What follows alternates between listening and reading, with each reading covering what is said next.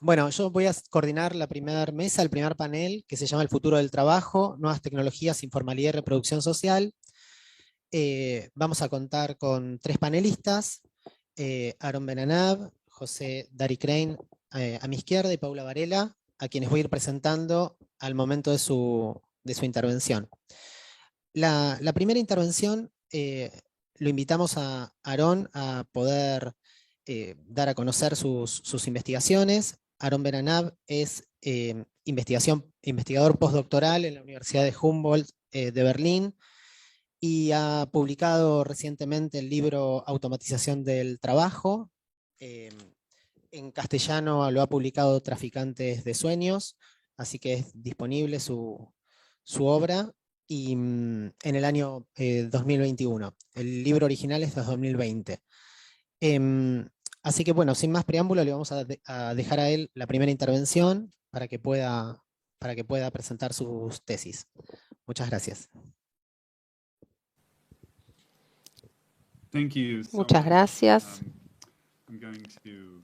Voy a compartir mis diapositivas.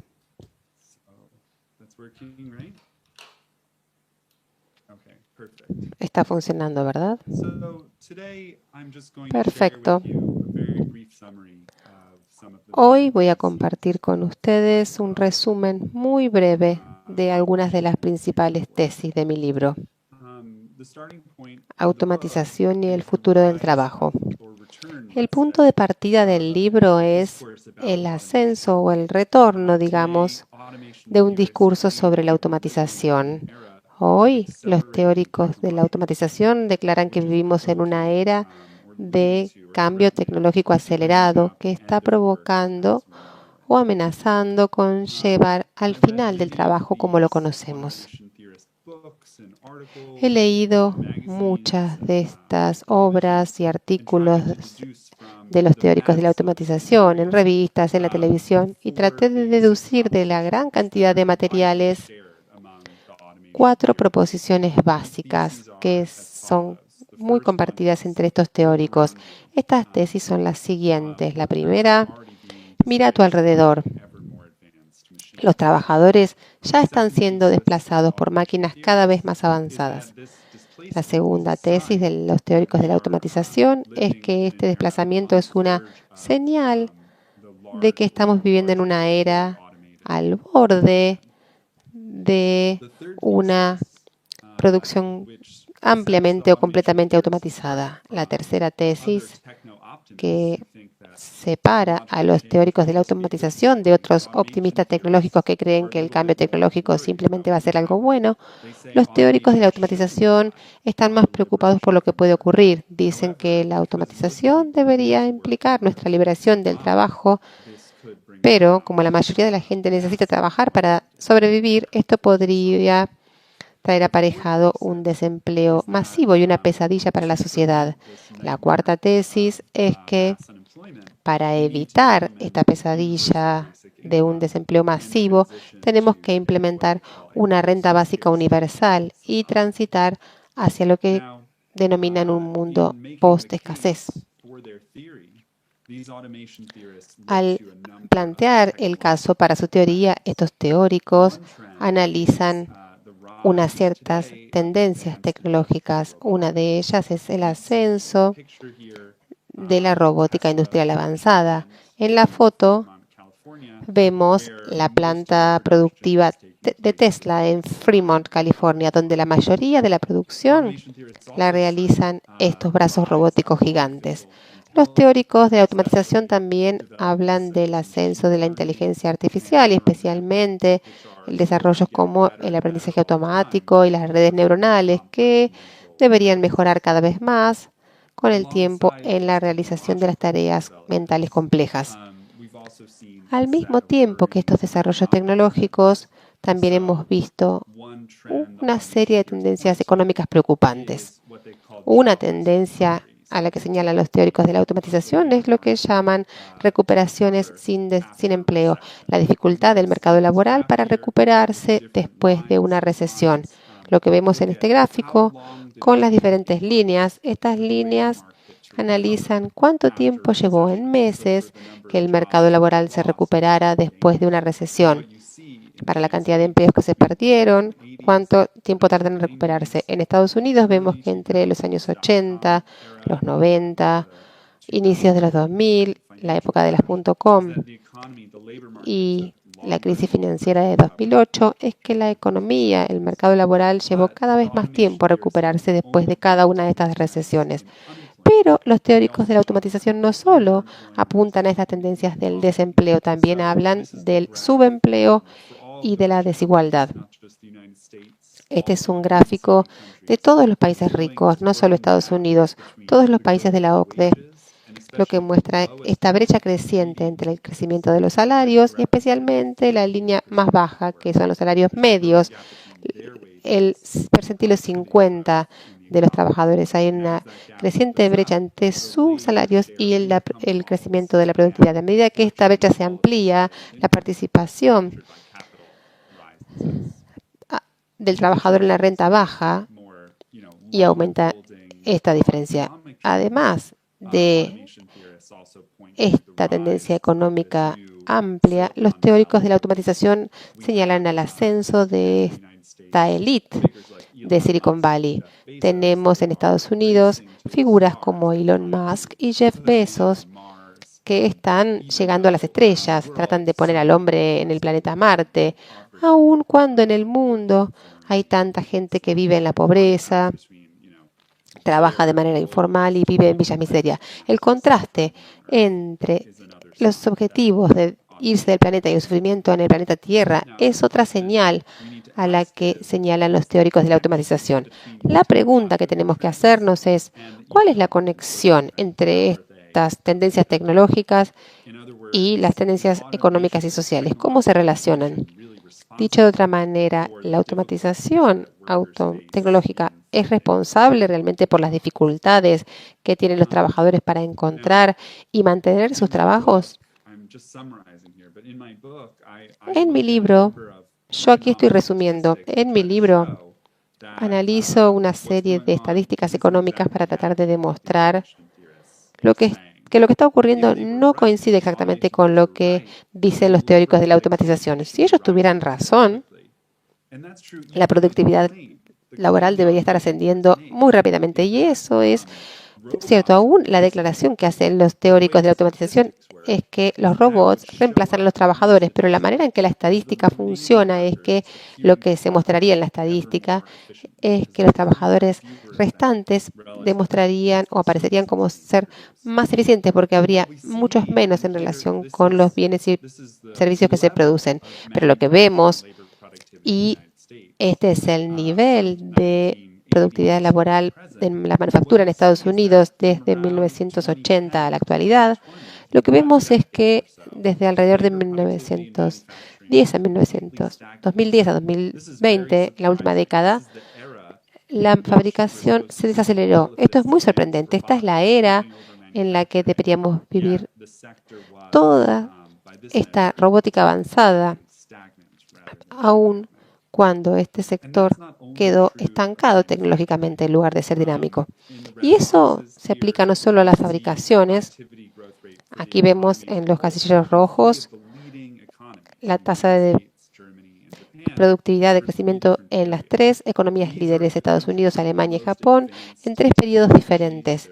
Estos son los países con tecnologías más avanzadas que están a la delantera del desarrollo tecnológico y aún así vemos que con el tiempo la productividad laboral ha crecido cada vez más lentamente. En la actualidad, la productividad laboral es mucho más lenta en su crecimiento en estos tres países que en el pasado. Al mismo tiempo, de este momento tan difícil para la economía, vemos que la tasa de crecimiento general de estos tres países, la tasa de crecimiento económico, el PBI, también se ha desacelerado significativamente con el tiempo. Estos países están mucho menos dinámicos económicamente que en el pasado. Lo que yo argumento en el libro es que, contrariamente a lo que dicen los teóricos de la automatización, no vivimos en una era de aceleración de la destrucción de los empleos. Vivimos en una era de desaceleración y creación de empleo más lenta. Y esto no se debe a las nuevas tecnologías increíbles que reemplazan a los seres humanos, sino a una falta general de crecimiento económico, que es el motor principal para la generación de empleos. Nuevamente, esto es la estadística de todos los países de la OCDE. Aquí vemos esta caída dramática en las tasas de crecimiento económico en todo el sector de los países ricos entre el año 1960 y la actualidad. En los años 60 la economía creció a un ritmo de un 5% anual. Hoy estas economías están creciendo a un 1,5% anual. Y no se incluyó en esta gráfica la dramática recesión asociada con la crisis del COVID. ¿Por qué esto está ocurriendo? ¿Por qué estas economías se están desacelerando? Aun cuando aparentemente y realmente todas estas nuevas tecnologías existen. Entonces, ¿por qué estas economías no están más dinámicas? Bueno, en el libro, para darles una idea de lo que propongo, yo señalo el proceso de la globalización. Aquí vemos una representación muy estándar de la globalización, esta participación del comercio aquí medida por las exportaciones en todo el mundo en su PBI. Aquí vemos que entre 1970 y la actualidad, esta participación del comercio en la producción global aumentó masivamente. Los economistas nos dijeron que esto iba a crear una nueva era de oro de la actividad económica, porque, decían, habría una gran ganancia del comercio. Todos los países iban a especializar, iban a producir productos diferentes y iba a haber una mayor eficiencia mundial. Estos son los datos reales de lo que ocurrió en ese periodo de la Organización Mundial del Comercio. No es una organización que realmente sea crítica del comercio mundial. Lo que vemos aquí es que sus estadísticas muestran una desaceleración dramática en la tasa de producción, en la manufactura. El sector que iba a ampliarse dramáticamente con el comercio tuvo una desaceleración global y esto se ha asociado con esta competencia internacional intensa en una desaceleración de una economía y menos puestos para las empresas de todo el mundo. Están luchando por menos puestos. Lo que digo aquí es que la globalización generó muchas más redundancias comerciales que complementariedades comerciales. Los países, las empresas empezaron a competir, producir las mismas clases de bienes en lugar de bienes diferentes. Eso significó que a medida que las capacidades industriales se ampliaron en todo el mundo, llegó una situación de sobreproducción y sobrecapacidad, y enfrentar estos mercados competitivos hizo que las empresas empezaran a invertir menos, no ampliaron su capacidad productiva y toda la fabricación se desaceleró. Un resultado de esto fue que hubo olas tras olas de desindustrialización en la economía. La desindustrialización típicamente se mide como la participación de la fuerza laboral en la manufactura en un país y su caída en el tiempo. Aquí vemos en manera estilizada que la desindustrialización se expandió de los países más ricos del mundo a fines de los años 60, a principios de los 70, como Reino Unido, a países como Italia, Sur Corea. Cada uno se fue desindustrializando a su vez. Esto no afectó solo a los países más ricos. Los países de renta media, como Brasil, Corea del Sur, también empezaron a desindustrializarse en los años 80. Podemos pensar, puede ser que todos estos empleos se estén mudando a China, pero la historia en China que vemos aquí, en comparación con otros países muy importantes en manufacturas en el mundo, la historia de China es más complicada que lo que típicamente nos cuentan. En realidad, China también se desindustrializó en los años 90. Decenas de millones de empleos se perdieron en las manufacturas en el noreste, que es donde estaban las antiguas industrias socialistas del Estado. Solo a principios de los 2000, China comenzó a reindustrializarse. Entre 2003 y 2013, China se industrializó muy rápidamente, aún cuando Latinoamérica se desindustrializaba rápidamente. Pero este periodo de ascenso de China solo duró pocos años, una década aproximadamente. De 2013 en adelante, China también comenzó a desindustrializarse al enfrentar este entorno competitivo a nivel internacional. Cuando esto comenzó a ocurrir, de entre 2013 y 2014, ha habido repercusiones negativas masivamente para todos los otros países, incluyendo Argentina, especialmente Latinoamérica. Desde esta época, 2013, según Naciones Unidas, todo el mundo se ha desindustrializado. No es una historia de que los empleos se muden del norte global al sur global. Se trata de esta intensa sobreproducción y competencia internacional que hace que haya desindustrialización en todas las regiones de la economía mundial. Con frecuencia nos hablan de una transición en la economía de la industria a los servicios, que ahora vivimos en una economía postindustrial. Pero lo que no nos cuentan cuando hablan de esta transición de una economía industrial a una economía basada en los servicios es que esta transición se ha asociado, en primer lugar, con una desaceleración en la tasa de crecimiento de la productividad. En segundo lugar, una desaceleración del crecimiento económico en general. Y tres, con una demanda persistentemente baja de mano de obra. El resultado ha sido que a medida que el comercio global noqueó el motor del crecimiento industrial y dificultó el crecimiento de la economía por la industria, hemos visto tasas altas de desempleo y subempleo y una gran inseguridad laboral y un aumento en la desigualdad. En base a desarrollos recientes en la tecnología, podemos decir con confianza que es poco probable que las tecnologías actuales vayan a generar avances hacia una inteligencia artificial realmente general. No hemos llegado ahí y es probable que esto no ocurra en los próximos 50 a 100 años. Entonces, ¿cómo esta forma de pensar en las cosas nos permita reconceptualizar los problemas? ¿Cómo esta conceptualización de los problemas afecta la forma en que pensamos las soluciones? No estoy diciendo aquí que los cambios tecnológicos no estén ocurriendo. Vivimos en una era de cambios tecnológicos increíbles, pero la forma en que estos cambios ingresan en la economía es diferente de la historia de los titulares que los teóricos de la automatización nos cuentan. Una de las consecuencias de este cambio de pensamiento es cómo afecta la manera en que pensamos la renta básica universal. En todo el espectro político ha habido figuras en la extrema derecha, en la centroizquierda y en la extrema izquierda del espectro político. Todos hablan de esta renta básica universal, que es una nueva política interesante sobre cómo resolver el problema de la pobreza y cómo aumentar la seguridad social. Si los teóricos de la automatización tuvieran razón en su análisis de la economía, la renta básica universal sería una solución muy clara, porque el problema que enfrentaríamos sería un problema de distribución.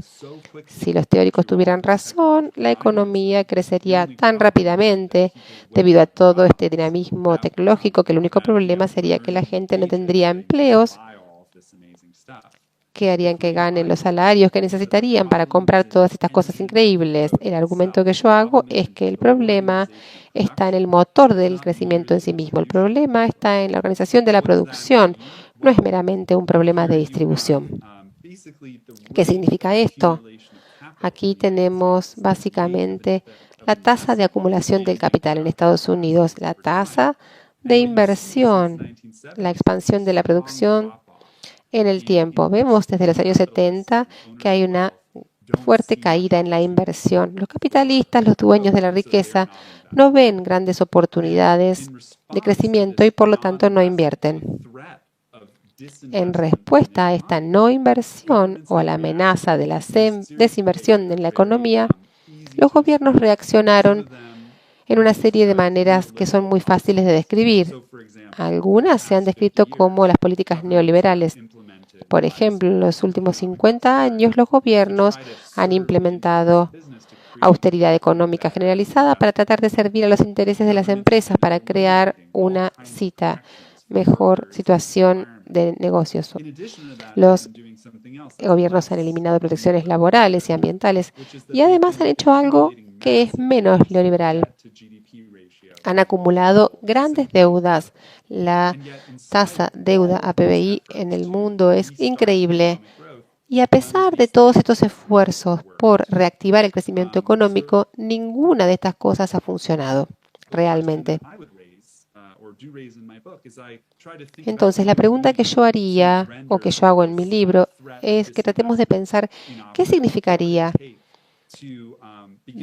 dejar sin efecto esta desinversión, esta amenaza de la desinversión. Tendríamos que pensar en la economía de una manera que no sirva los intereses de los que ya son ricos para mejorar el clima de negocios al eliminar las protecciones y el bienestar de los trabajadores. En el libro, yo también pienso cómo se vería la construcción de una economía post-escasez, de la manera en que la describen los teóricos de la automatización sin la automatización. Pienso que hoy comenzamos a ver cada vez más economistas y políticos que reconocen que realmente hay un problema a largo plazo en una economía estancada y que tiene que haber más inversión pública. Hay un verdadero interés hoy creciente en la idea de que no deberíamos invertir solo para reactivar el crecimiento, deberíamos invertir para respaldar las necesidades humanas, especialmente en esta crisis que necesita salud pública. Cuando empezamos a pensar en la necesidad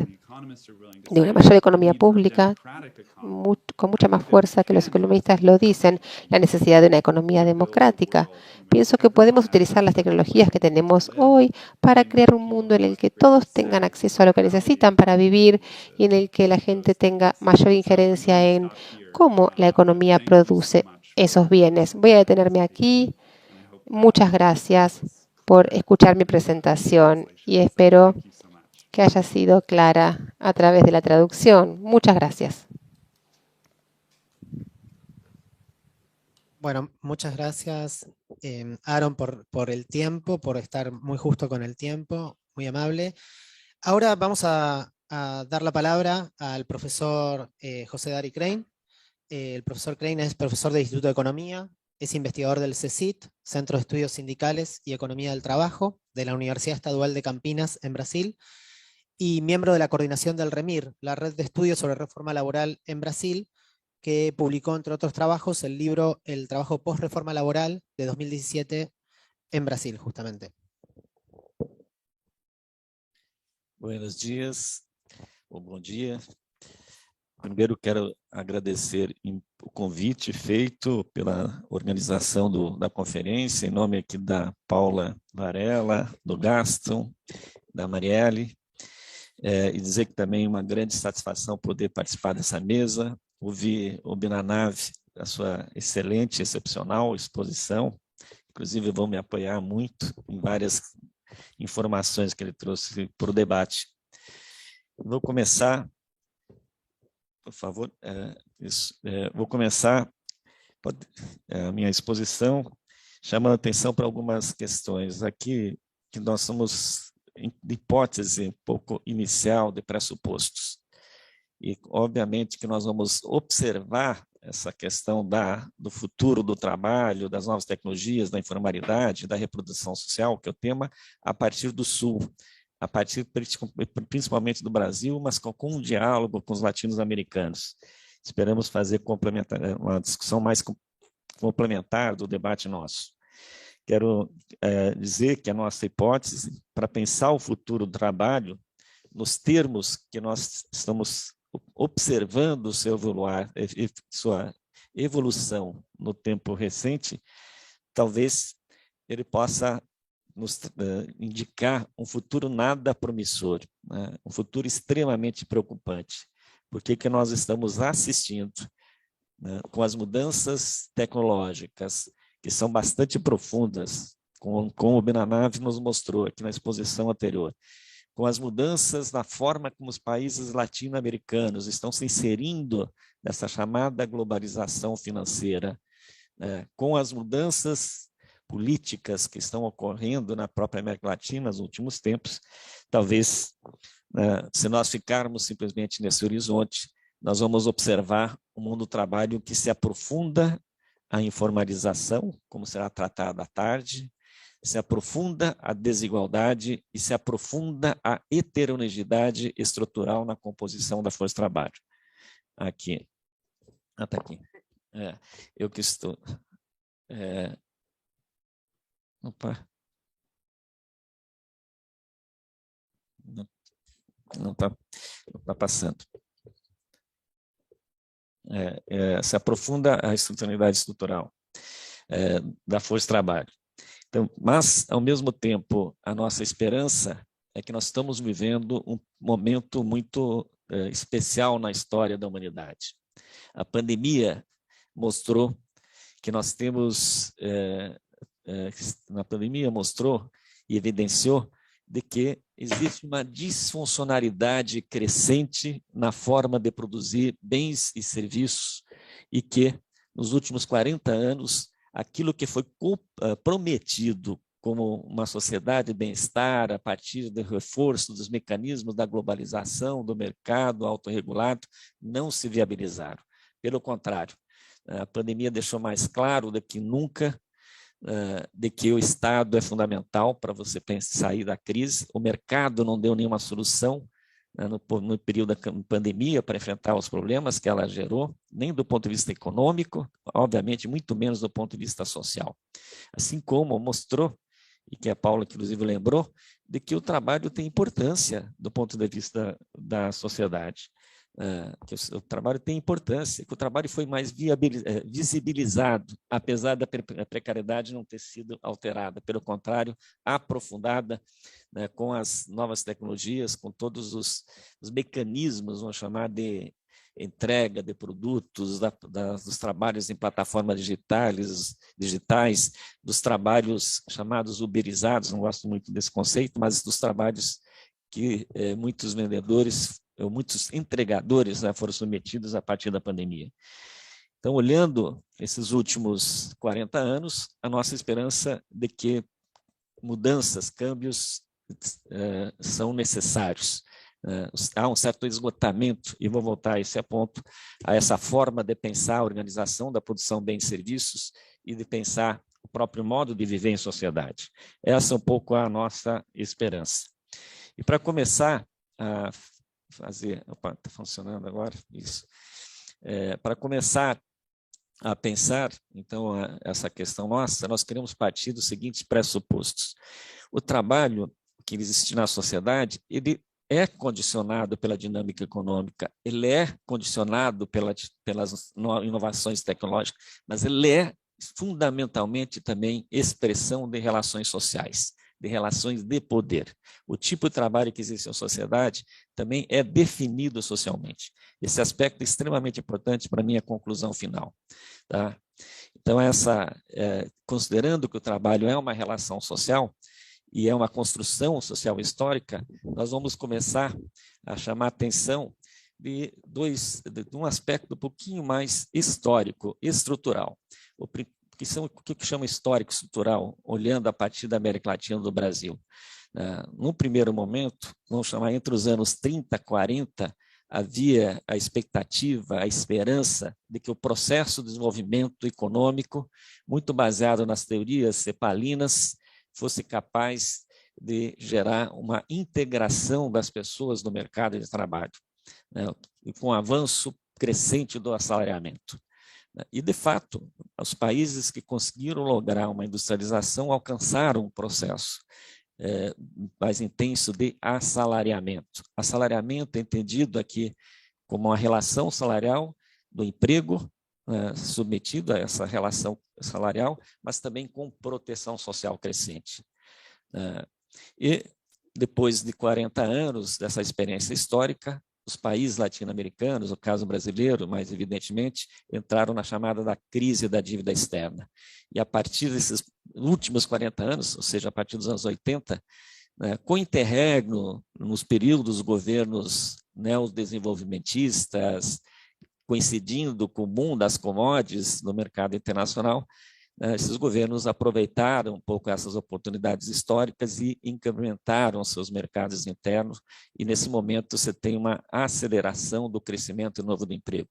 Mas tirando esses curtos períodos de espaço de tempo, os últimos 40 anos reafirmam as características históricas dos nossos mercados de trabalho. Tá? As características históricas do nosso mercado de trabalho. E essas características históricas do nosso mercado de trabalho são de prevalecer um excedente estrutural de força de trabalho. Ou seja, nós tivemos sempre uma população disponível para trabalhar muito maior do que foi capaz de ser absorvida pela sociedade. E, com isso, se estabeleceu uma concorrência muito predatória entre as pessoas que queriam ocupar os postos de trabalho. Obviamente que as pessoas melhores localizadas na estrutura social foram as mais favorecidas. Com isso, foi se reafirmando, né, as discriminações, por exemplo, em relação às mulheres, em relação às pessoas negras, especialmente na sociedade brasileira, em relação aos indígenas, foi se reafirmando essas desigualdades. Ao mesmo tempo, como não conseguiu se incorporar, a informalidade se tornou uma característica estrutural da nossa realidades latino-americanas, e não somente um fenômeno mais contemporâneo com as mudanças.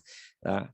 Obviamente que nós temos que reconhecer que esse processo de forte crescimento econômico, no caso brasileiro, 7% ao ano entre 1940 e 1980, ela incorporou muita gente, mas essa incorporação se deu com aumento da desigualdade, obviamente com mobilidade social, mas com aumento fortemente das desigualdades e com salários muito baixos, porque você tinha um excedente estrutural de força de trabalho.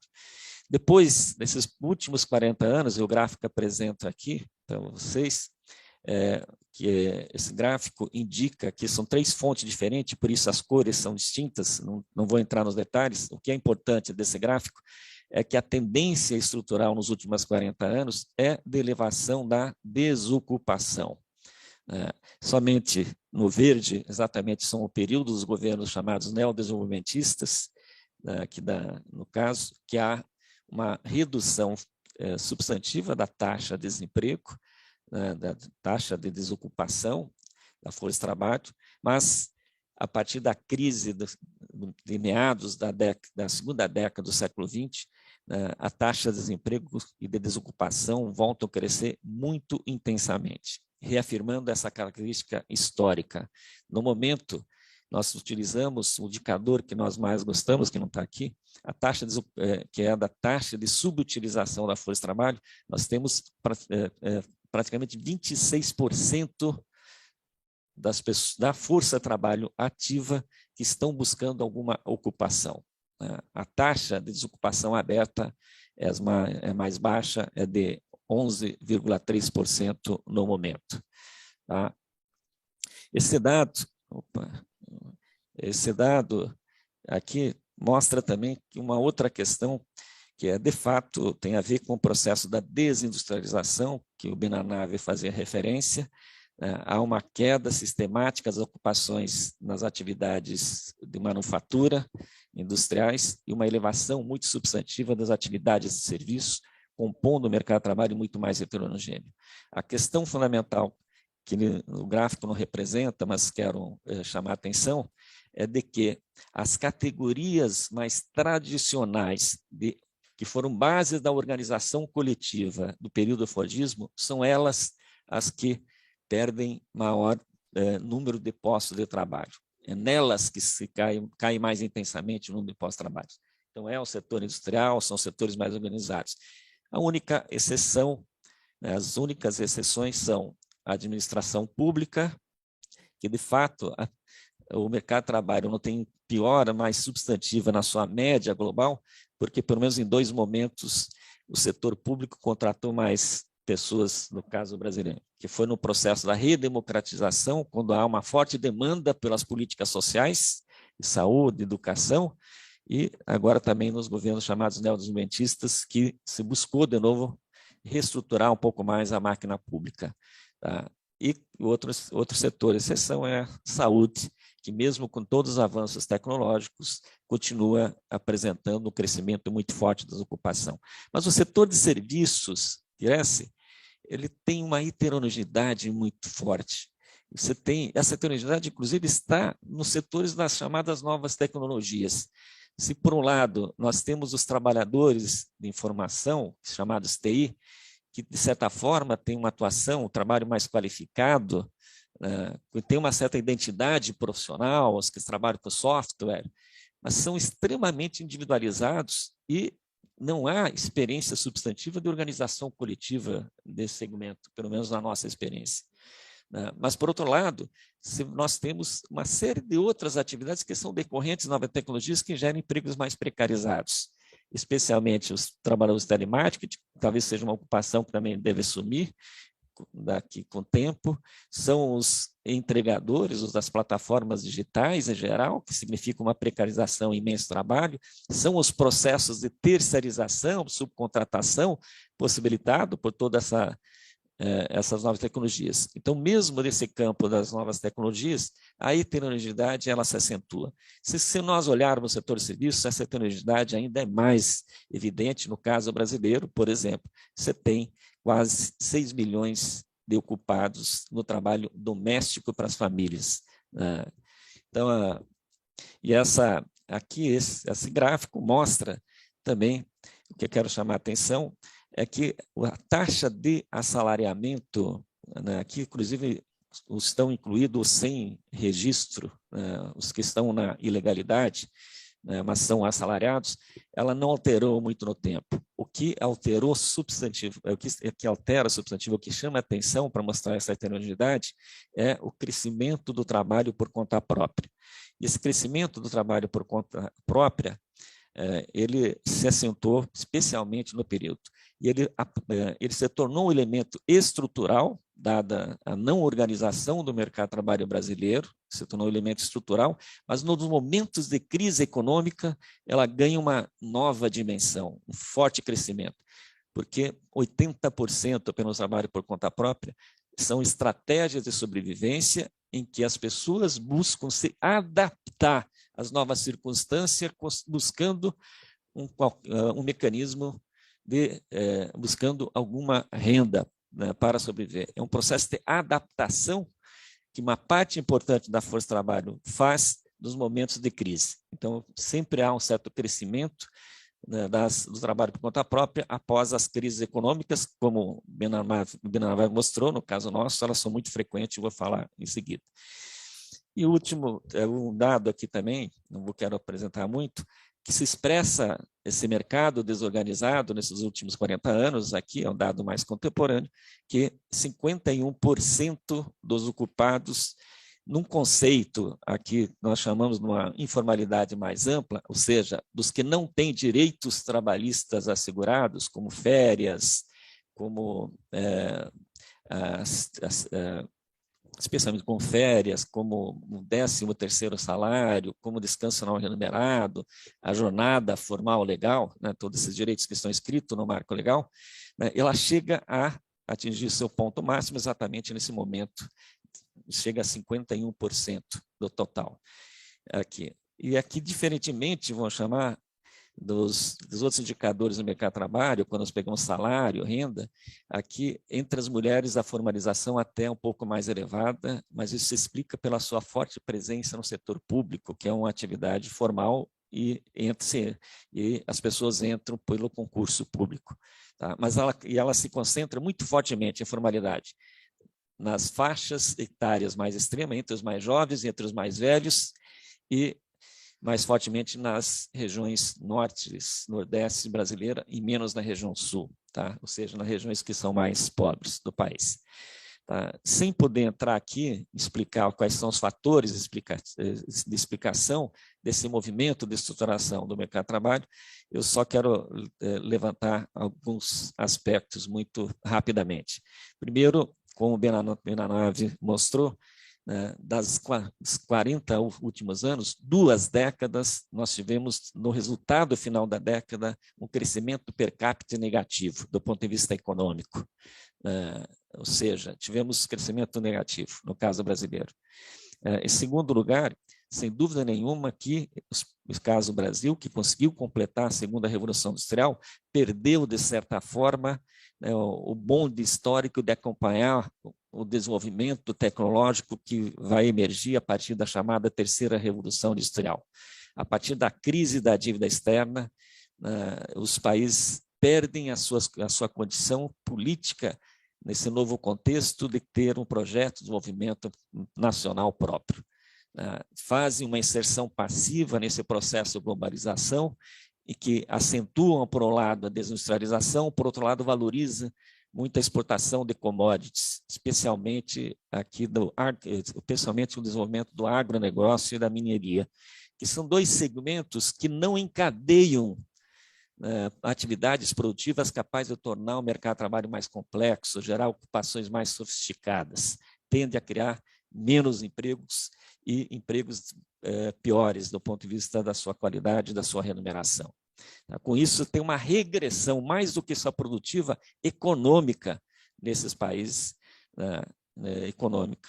E também um fator que é muito importante para explicar que essas atividades de serviços que vão crescendo, as pessoas vão se adaptando, tem relação direta com o crescimento da desigualdade na distribuição dos rendimentos. Ou seja, algumas famílias podem contratar outras para fazer certas atividades. Esse é um fenômeno importante. A desigualdade também conforma o mercado de trabalho, o tipo de ocupação que se gera dentro da sociedade. Tá? Nesse sentido, os câmbios tecnológicos nós temos pouca capacidade de produção de tecnologia de fronteira, de novas tecnologias. Somos consumidores das tecnologias desenvolvidas nos países centrais, que é um problema. É um problema histórico e é um problema que persiste. Obviamente, temos algumas exceções que não vale a pena ser citado, mas esse atraso tecnológico constante que nós somos submetidos, obviamente, dificulta você se inserir em certas produção de bens e serviços. E isso tem consequências não só do ponto de vista econômico, mas do ponto de vista do tipo de ocupação que são gerados na sociedade. Mas se não somos capazes de ter produção tecnológica, mas temos os efeitos dessas tecnologias que são importadas dos países centrais, como já conversei anteriormente, tipo de ocupação que se cria no mercado de trabalho, especialmente no setor de uma chamada tecnologia da informação, o telemarketing, os trabalhos das plataformas digitais, a terceirização. Isso faz com que a gente tenha sim, uma mudança muito substantiva no trabalho. Alguns setores são altamente automatizados e crescentemente automatizados, como nós podemos presenciar, quem fez a viagem aqui de Rosário a Buenos Aires, você não encontra praticamente população, né? Porque o agronegócio não emprega mais ninguém, emprega muito pouca gente, é um processo muito automatizado. Tá? Então, esse movimento não é só de criar emprego de qualidade. Essa tabela mostra os 10 setores que o emprego mais cresceu nos últimos, as ocupações que mais cresceram nos últimos tempos, aqui, por essa base, entre 2012 e 2020, não tem nenhum que tem necessidade de incorporação de novas tecnologias. Talvez o único que tem um efeito, vamos chamar dessas novas tecnologias, é o último, que são os condutores de motociclistas, são o único que tem a ver com a questão dos entregadores, que cresceu fortemente. As outras atividades, em geral, são atividades que exigem pouca qualificação, obviamente, com exceção dos advogados, né, os operadores do chamado direito, e também dos mestres, dos professores em escolas pré-escolares. Tá? Ou seja, o resto são todas atividades de baixa qualificação. Né? Mesmo as enfermeiras de nível médio são as que estão mais abaixo na estrutura das atividades de saúde. Tá?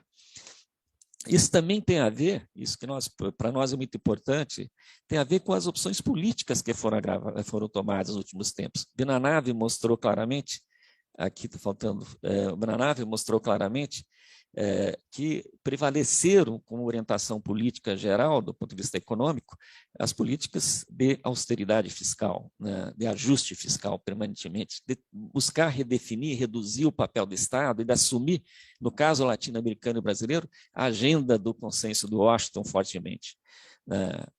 Então, do ponto de vista econômico, prevaleceu uma política econômica absolutamente que não permitiu mesmo o país sonhar ter qualquer processo de desenvolvimento mais autônomo nacional. Ao mesmo tempo, do ponto de vista político, já que a ausência de trabalhos ela se acentuou, se aprofundaram as reformas laborais, e as reformas laborais sempre foram no sentido de desconstrução de direitos, e com a tese de que elas seriam geradores de trabalho. Nossos estudos exatamente mostram que isso não gerou posto-trabalho, porque a dinâmica de geração do emprego ela é muito distinta, é muito mais complexa, não é simplesmente pela regra formal, mas também do ponto de vista político-ideológico, foi se estimulando políticas, vamos chamar de estímulo ao empreendedorismo, e políticas que buscavam responsabilizar os indivíduos pela situação que elas se encontravam no mercado de trabalho, né, pelas ocupações que elas geravam. Ou seja, porque não tinha qualificação, porque não tinha liderança, porque não tinha isso, não tinha aquilo. Ou seja, sempre é o indivíduo que é responsável, e essas questões passaram. Então, ou seja, muito daquilo que foi esse arranjo, um pouco de desorganização do mercado de trabalho, tem a ver com essas opções políticas que foram feitas exatamente nesse período. Tá? Então, resumo, nós vamos criar um mercado de trabalho cada vez mais heterogêneo, que é uma característica cultural do mercado de trabalho, que a gente possa talvez dividir em 3 grandes segmentos. Um segmento que está no assalariamento, também num processo extremamente heterogêneo, em função do tempo eu não consigo mais desenvolver aqui. Um outro grupo que está transitando entre formalidade e informalidade, ocupações muito precárias, e tem um terceiro grupo que está crescentemente fora do mercado de trabalho e que vai sobreviver por políticas de transferência de renda. Para vocês terem uma ideia, na década de 80 do século XX, 2% das famílias recebiam transferência de renda do Estado. Em 2020, isso pula para 27% das famílias recebem alguma transferência de renda do Estado, que é exatamente o abandono desse processo de assalariamento. Na pandemia, chegou a 40% das famílias receberam alguma transferência de renda do Estado. Tá? Então, essa heterogeneidade também dificulta você criar identidades para ação coletiva, então você tem enfraquecimento do mundo sindical, até queda da taxa da filiação sindical é muito substantiva, especialmente nesse período pós-reforma laboral e de emergência do governo de extrema-direita, como é o governo Bolsonaro, que faz ataque sistemático aos sindicatos. E com isso, você vai reafirmando sempre as desigualdades históricas, em relação especialmente às mulheres, indígenas, os negros e os jovens, que são os que mais sofrem. E para ir um pouco mais para a conclusão, nós estamos partindo da hipótese de que pensar o futuro do trabalho significa você repensar, inclusive, o modo de viver em sociedade, pensar o modo de como criar os trabalhos. E acho que nós vivemos um período de grande instabilidade, de uma crise, acho, política mais geral, inclusive uma crise dos pressupostos econômicos que predominaram durante esses últimos tempos começa a ser questionado, apesar de se continuar sendo ainda extremamente hegemônicos e sendo aplicados em vários países latino-americanos. Uma crise de legitimidade, acho, do neoliberalismo. Uma crise ecológica sem precedente que a humanidade vai ter que enfrentar. Uma crise também de mudança do perfil demográfico, que tem a ver muito com a questão da reprodução social, dos cuidados, que é a segunda ocupação que mais cresceu, no caso brasileiro, que eu apresentei na gráfica anterior, os cuidados. Então, olhando essas dimensões de crise, acho que tem para nós, que somos estudiosos do trabalho, 5 questões que nos orientam. Isso não são só minhas, são de uma reflexão mais coletiva, que elaboramos no âmbito de uma rede que nós fazemos parte, que se chama Rede de Estudos e Monitoramento Interdisciplinar da Reforma Trabalhista, a REMIR, que a gente faz parte, e 5 questões que para nós desafiam para a gente pensar o futuro do trabalho.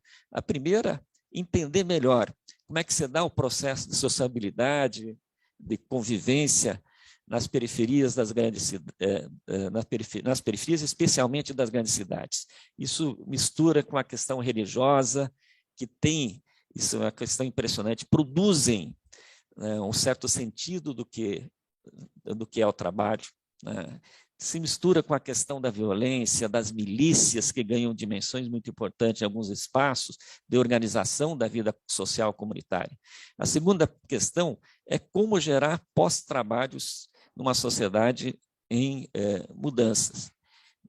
O crescimento econômico é um pressuposto, tenho concordância com o Benanav, mas eu acho ele insuficiente. Insuficiente. E aqui eu coloco, talvez mal comparando, com a segunda Revolução Industrial. A segunda Revolução Industrial criou crises logo em seguida dela, teve ganhos de produtividade muito maiores do que temos agora, como o Benanav mostrou, mas ela só foi resolvida a partir de 4 grandes iniciativas políticas. Primeiro, uma redução muito forte da jornada de trabalho, de 3.000 horas ano no final do século XIX para 1.600, 1.700 horas anos na década de 70 do século XXI. Em segundo lugar, a incorporação dos trabalhadores naquele padrão de consumo do chamado Fordismo. Em terceiro lugar, né, a exclusão de crianças, adolescentes e até mulheres, boa parte do mercado de trabalho. Em quarto lugar, o emprego mesmo resolveu com a decisão política de oferecer saúde, educação, políticas sociais para o conjunto da sociedade. Então, para concluir, o desafio que nós temos hoje é desse montante, ou seja, nós vamos pensar uma perspectiva do emprego diferente daquela que nós estamos caracterizando no momento atual, se nós tivermos capacidade de repensar o modo de vida na sociedade. Isso implica em ver quais são as forças que podem sustentarem isso. E, obviamente, nos coloca também como questão como organizar esses trabalhadores ocupados, dada essas reconfigurações tão intensas que a classe trabalhadora está vivendo. Como proteger esses trabalhadores nessas reconfigurações que nós estamos assistindo. Então, nesse sentido, a nossa questão que nós colocamos aqui, podemos pensar sim nos termos colocados no debate hoje, né, que as tecnologias criaram uma situação desfavorável, inclusive, dos trabalhadores. Mas para enfrentar a informalidade e essa precariedade, essa precariedade, isso implica necessariamente em redefinir o nosso modo de viver, o nosso modo de produzir, dialogando, obviamente, com as necessidades que são fundamentais para a vida das pessoas e para a manutenção do próprio planeta. Obrigado.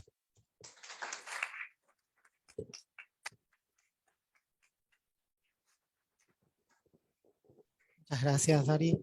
Bueno, le toca a Paula. Paula Varela es docente de la Universidad de Buenos Aires, es coordinadora del CITA, el colectivo de investigación, que tiene sede en el Instituto de Estudios de América Latina y el Caribe, es investigadora del Centro de Estudios e Investigaciones Laborales del CONICET y es especialista de estudios de clase trabajadora y género. Últimamente coordinó el libro Mujeres Trabajadoras, puente entre la producción y la reproducción.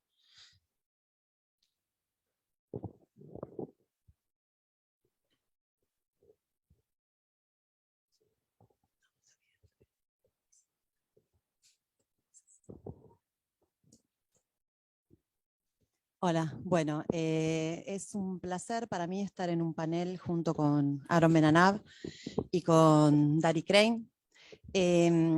Yo quiero traer acá a la mesa de discusión, bajo la pregunta de hacia dónde va el trabajo, quiero traer la perspectiva de la teoría de la reproducción social, que tiene su origen en los desarrollos feministas, pero que la quiero traer acá en carácter no de una teoría que explica la opresión de las mujeres en el capitalismo, que por supuesto lo hace, sino de una teoría que implica una visión, una mirada sobre el trabajo en el capitalismo, que hilvana el espacio de la producción y el de la reproducción social.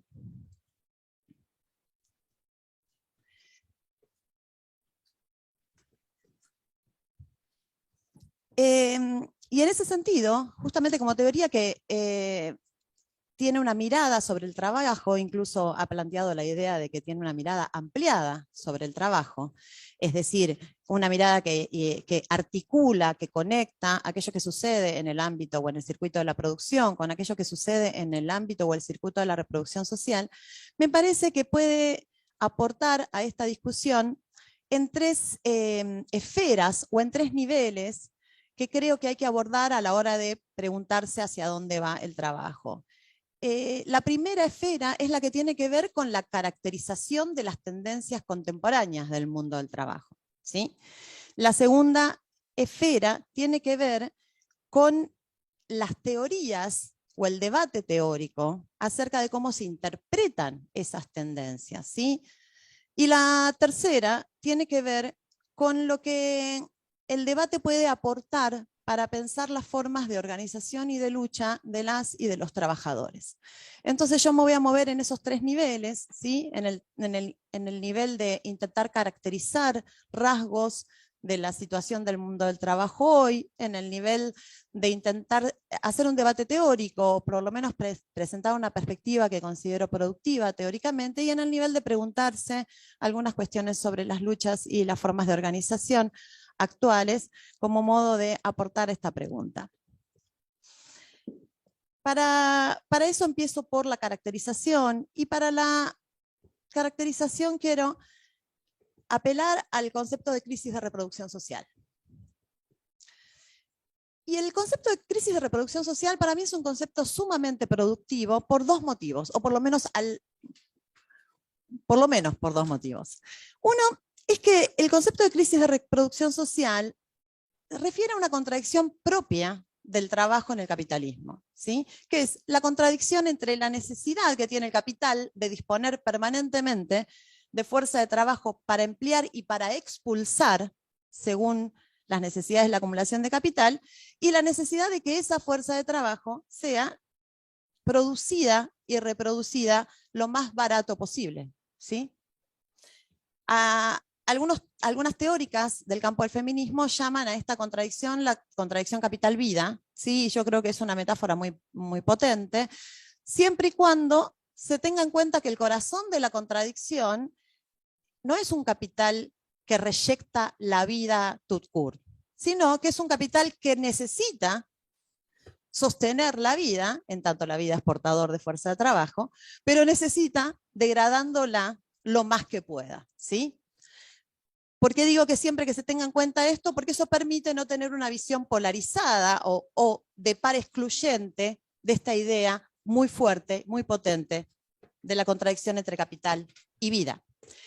Y la segunda cuestión por la que creo que es interesante pensar en crisis de reproducción social es porque, a diferencia de otros conceptos que son semejantes y que de facto son quizás más populares o están más popularizados, como el concepto de cuidados, de crisis de cuidado, que se expande mucho en Estados Unidos, en Europa y también en Latinoamérica, la crisis de reproducción social sí o sí requiere pensarse en tres niveles, en los tres niveles que determinan la reproducción de la fuerza de trabajo, la reproducción o no de la fuerza de trabajo, que es el nivel del trabajo asalariado o remunerado, el nivel de las políticas públicas de reproducción social y el nivel del trabajo no remunerado, básicamente el que llevamos adelante las mujeres en el campo del hogar o de las comunidades, ¿sí?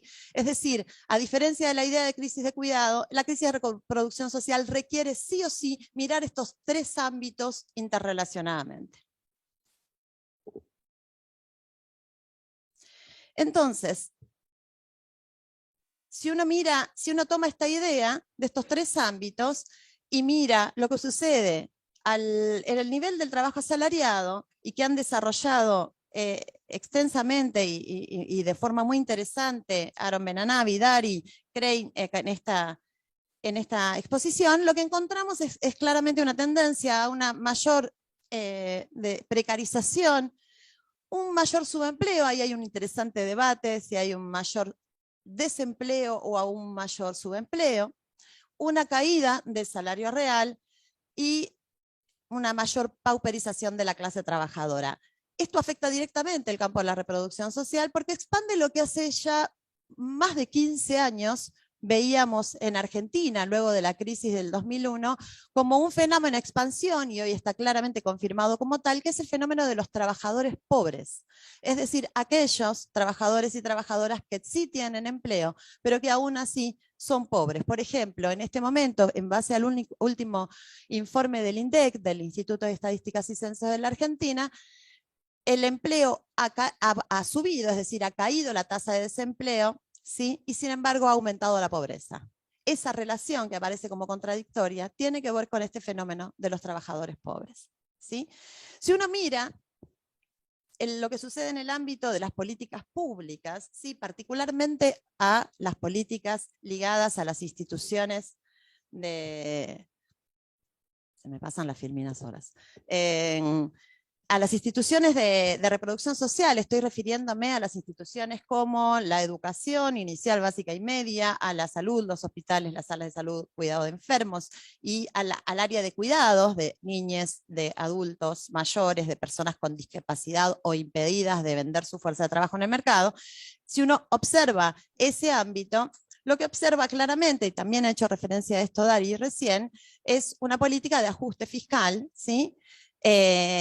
Que ha retraído la prestación de servicios públicos, lo cual también afecta directamente el campo de la reproducción social. Pero ahí hay una cosa interesante en la que yo quiero reparar, que particularmente en relación a las mujeres de la clase trabajadora, de las familias trabajadoras, esta retracción en la inversión pública, que es, por ejemplo, un elemento histórico de los planes del Fondo Monetario Internacional, como el plan que acabamos de firmar con el Fondo Monetario, implica para las mujeres de la clase trabajadora una doble afectación. ¿Por qué digo una doble afectación? Porque implica una afectación en tanto asalariadas de esos sectores, como acaba de señalar Dari, el sector, por ejemplo, de trabajo, de salud o de cuidados es uno de los que más ha crecido y viene creciendo, y es uno de los más feminizados y es uno de los más precarizados. Entonces, las mujeres viven en ese ajuste, el efecto de ese ajuste en tanto asalariadas de ese sector, ¿sí? Y también viven el efecto de ese ajuste en tanto quienes garantizan mayoritariamente, no únicamente, la reproducción social de sus familias en el ámbito del hogar, es decir, quienes se ocupan de los cuidados, porque por supuesto siempre que hay una sala de salud o un jardín maternal menos, hay más trabajo no remunerado para las mujeres. Y si uno mira lo que sucede en el nivel del ámbito del hogar, ¿sí? Del trabajo no remunerado en el hogar, lo que va a encontrar, por supuesto, directamente ligado con lo que acabamos de plantear, es una situación de menos recursos económicos por el fenómeno de trabajadores pobres, de pauperización, de caída del salario real, menos servicios públicos, lo que redunda a su vez en lo que se llama la extensión de la jornada de trabajo total de las mujeres de la clase trabajadora y redunda en menos tiempo, menos recurso de tiempo para llevar adelante ese trabajo. Este último elemento, a su vez, refuerza el elemento del trabajo asalariado. ¿Por qué? Porque obliga, porque constriñe, ¿sí?, a un sector importante de la clase trabajadora a aceptar condiciones de asalarización absolutamente negativas. Entonces, tanto en lo que hace a la necesidad de trabajos de jornada parcial, ¿sí?, para poder ocuparse del trabajo de reproducción social, en ese sentido me parecía muy importante remarcar que uno de los triunfos de las trabajadoras de limpieza de Guggenheim de Bilbao, además del salarial que por supuesto se festeja, es que lograron quitar el trabajo parcial, es decir, lograron conquistar jornada de trabajo completa en el museo, porque esa tendencia a la feminización de los trabajos parciales se observa crecientemente, ¿sí?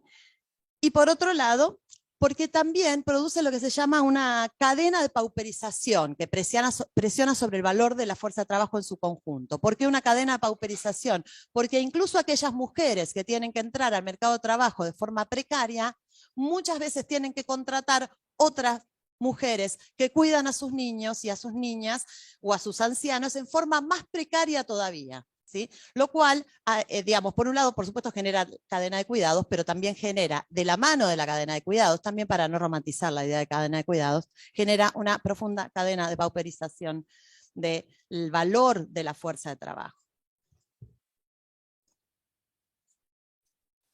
En síntesis, la crisis de reproducción social, vista desde esta perspectiva, es mucho más que una crisis de cuidados, en la medida que es una crisis de estas tres fuentes de reproducción social de las y de los trabajadores, la crisis del trabajo asalariado y su precarización, la de los servicios públicos y la del trabajo no remunerado. Y en ese sentido obliga a mirar los tres ámbitos interrelacionadamente.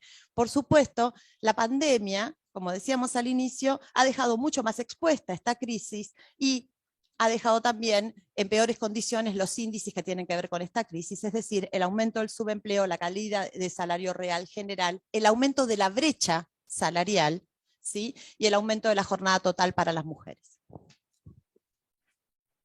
Bien, si nosotros pasamos ahora a lo que tiene que ver con el segundo nivel que proponía, que es el nivel del debate teórico, yo quiero señalar acá, traer a la mesa de discusión con los compañeros del panel y por supuesto con todos ustedes y quienes están conectados por internet, la idea de la importancia de evitar las dicotomizaciones entre producción y reproducción, ¿sí?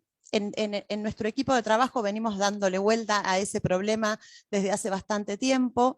Creemos que, por un lado, la teoría de la reproducción social y también la idea de crisis de reproducción social ayuda a evitar esas dicotomizaciones, ¿sí?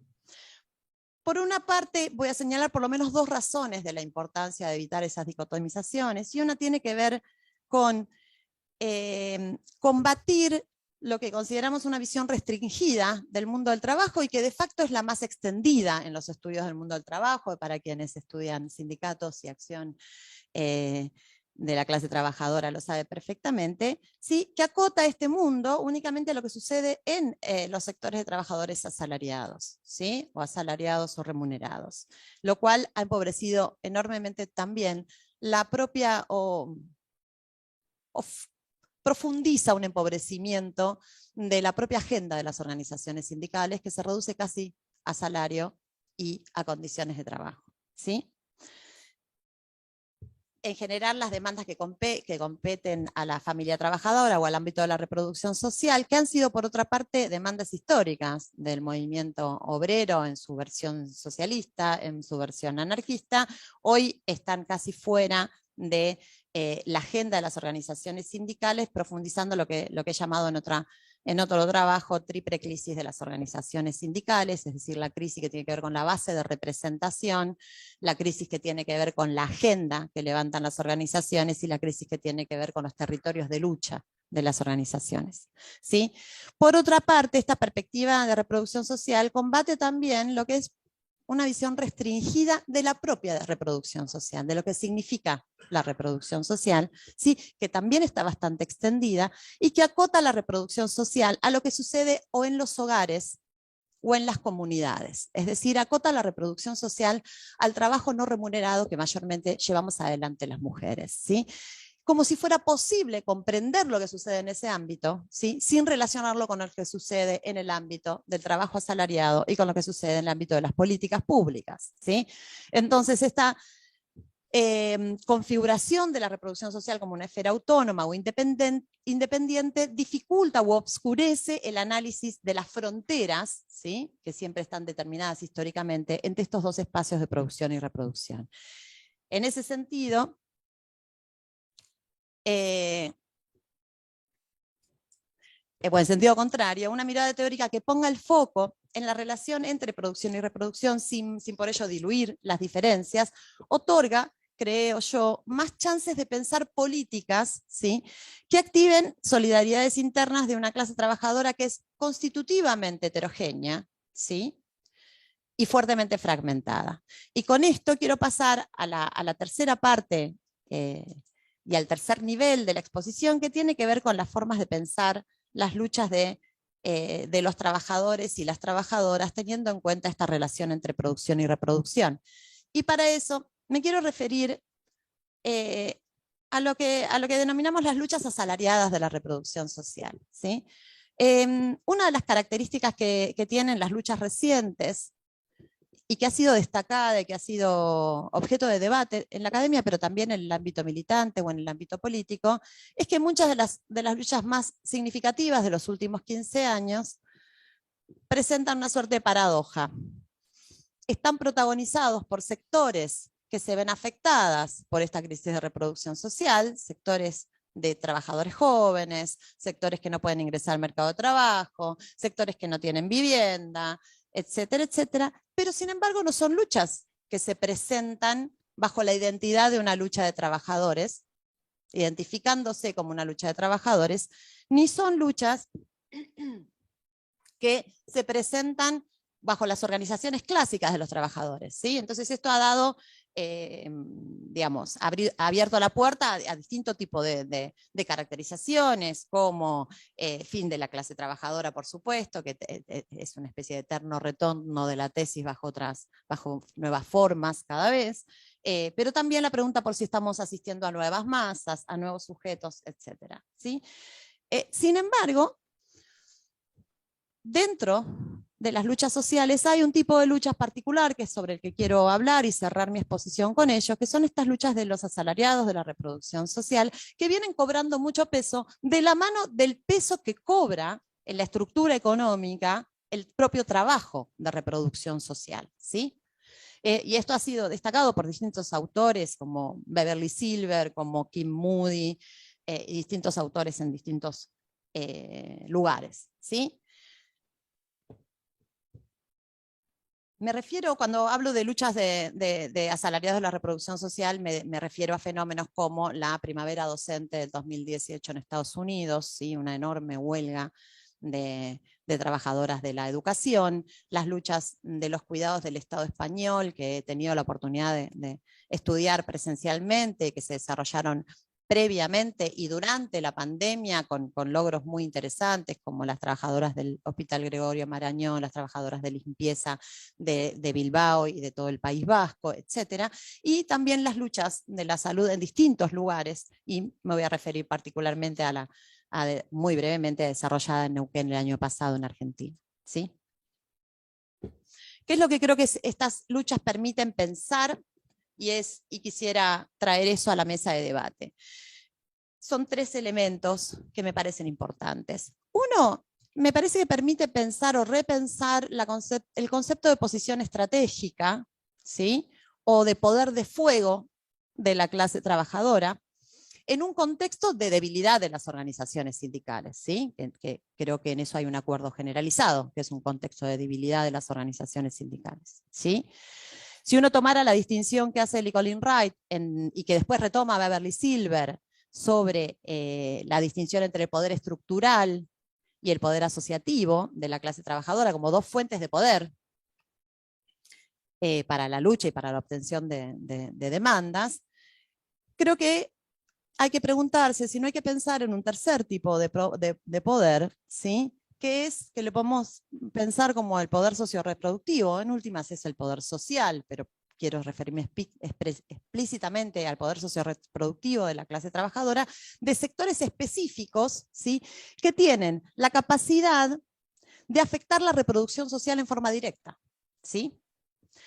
Por supuesto que esta afectación de la reproducción social en forma directa también ha tenido una batería de políticas estatales, como por ejemplo designar a los trabajadores de la salud como trabajadores con derechos de huelga recortados, justamente porque prestan un servicio esencial, ¿sí?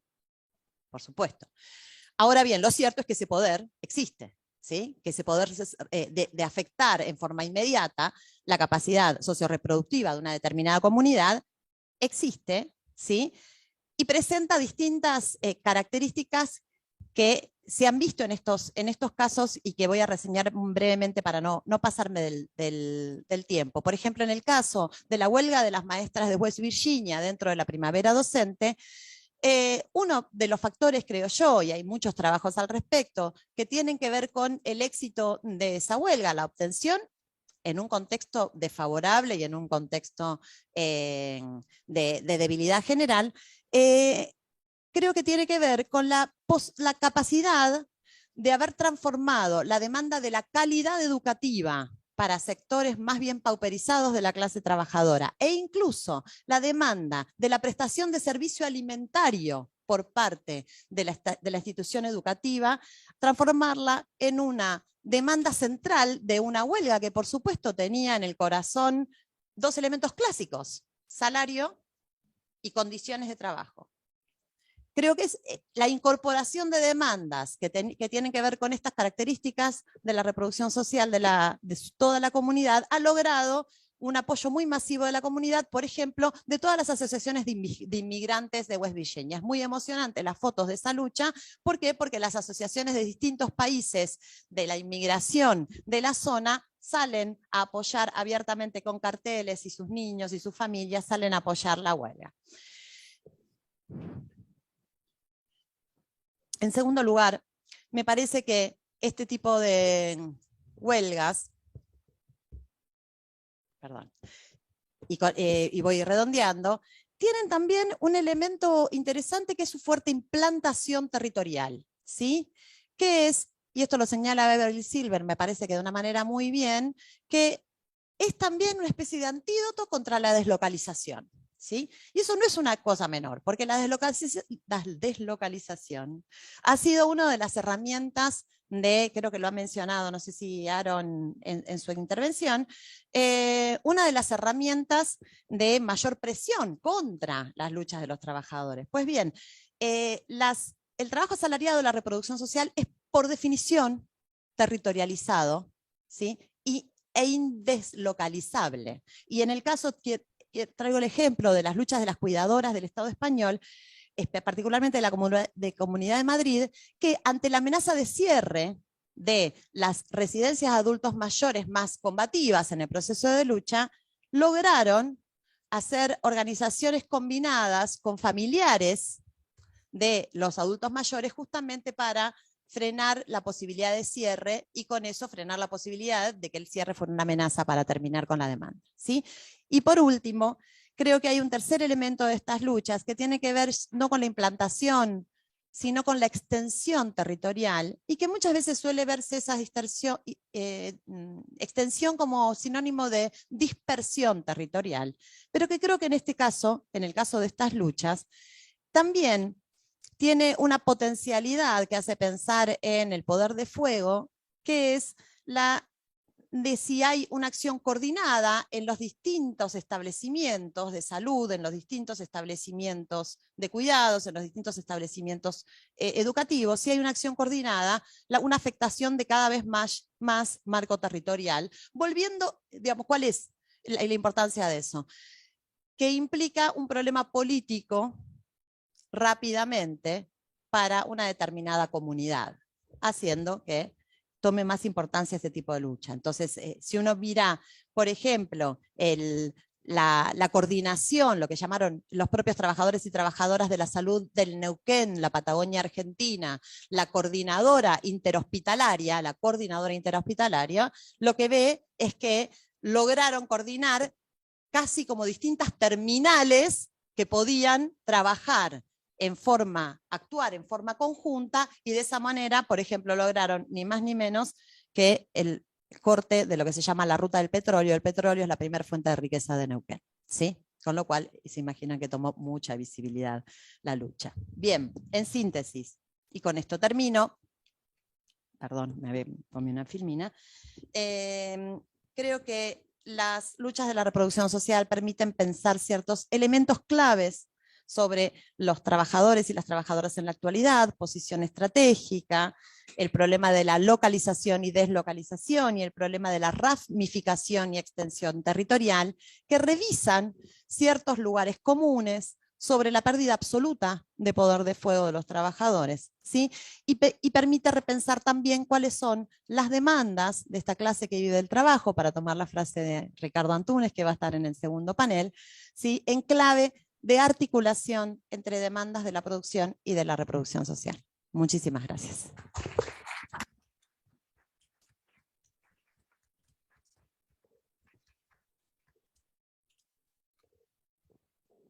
Bueno, tenemos un tiempo para poder hacer preguntas o intervenciones muy breves. En realidad tenemos un poco más de media hora, así que nosotros tenemos algunas preguntas que nos fueron haciendo por el chat, pero queremos también que puedan hacer las preguntas quienes están presentes, así que nada, no sean tímidos y adelante.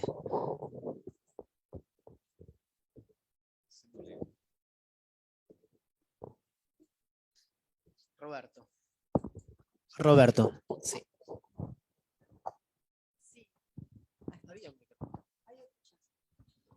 Ya llega el micrófono.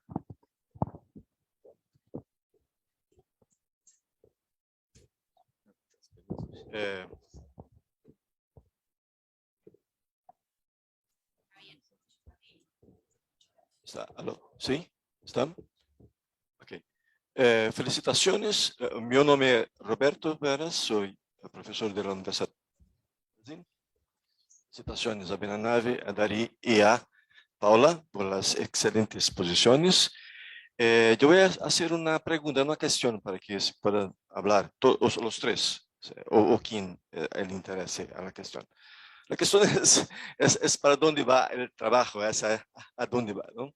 Entonces, yo pienso que es posible en términos muy generales decir, en concordancia con la mesa, que hay una tendencia de informalización y precarización. Hay una tendencia en esta dirección, ¿ok? Con un movimiento más general. Nosotros podemos decir que hay por lo menos tres posibilidades de cómo se hace esto. La primera posibilidad es a través de la expulsión de los trabajadores del sector formal y asalariado para una condición en que los trabajadores son obligados a encontrar maneras propias de generar agenda y condiciones de trabajo. Por tanto, en ese sentido, son los trabajadores por cuenta propia van a tener un crecimiento, como Dari indicó en su exposición. La segunda es de precarizar el trabajo asalariado, mantener salariado el trabajo, pero precarizar cada vez más este trabajo. Y la tercera es tal vez una combinación de estas dos tendencias y tal vez una indicación de que las tendencias no son contradictorias, excluyentes, de que este proceso de expulsión puede ser también una manera de incorporar estos como supuestos no salariados, pero como salariados disfrazados. O sea, la tendencia no sería de desasalariamiento, sino de un proceso creciente de involucramiento de los trabajadores como asalariados disfrazados. Y, por ejemplo, los trabajadores repartidores de Uber, por ejemplo, es una situación en que mundialmente se coloca el problema del estatus, de la condición de los trabajadores. ¿Son asalariados o son autónomos? O las dos al mismo tiempo. O sea, no son trabajadores disfrazados, asalariados. Entonces, eso todo pone un reto, un desafío muy grande en términos de la organización, de la identidad de esos trabajadores y de la organización. Comentarios sobre esto, agradezco.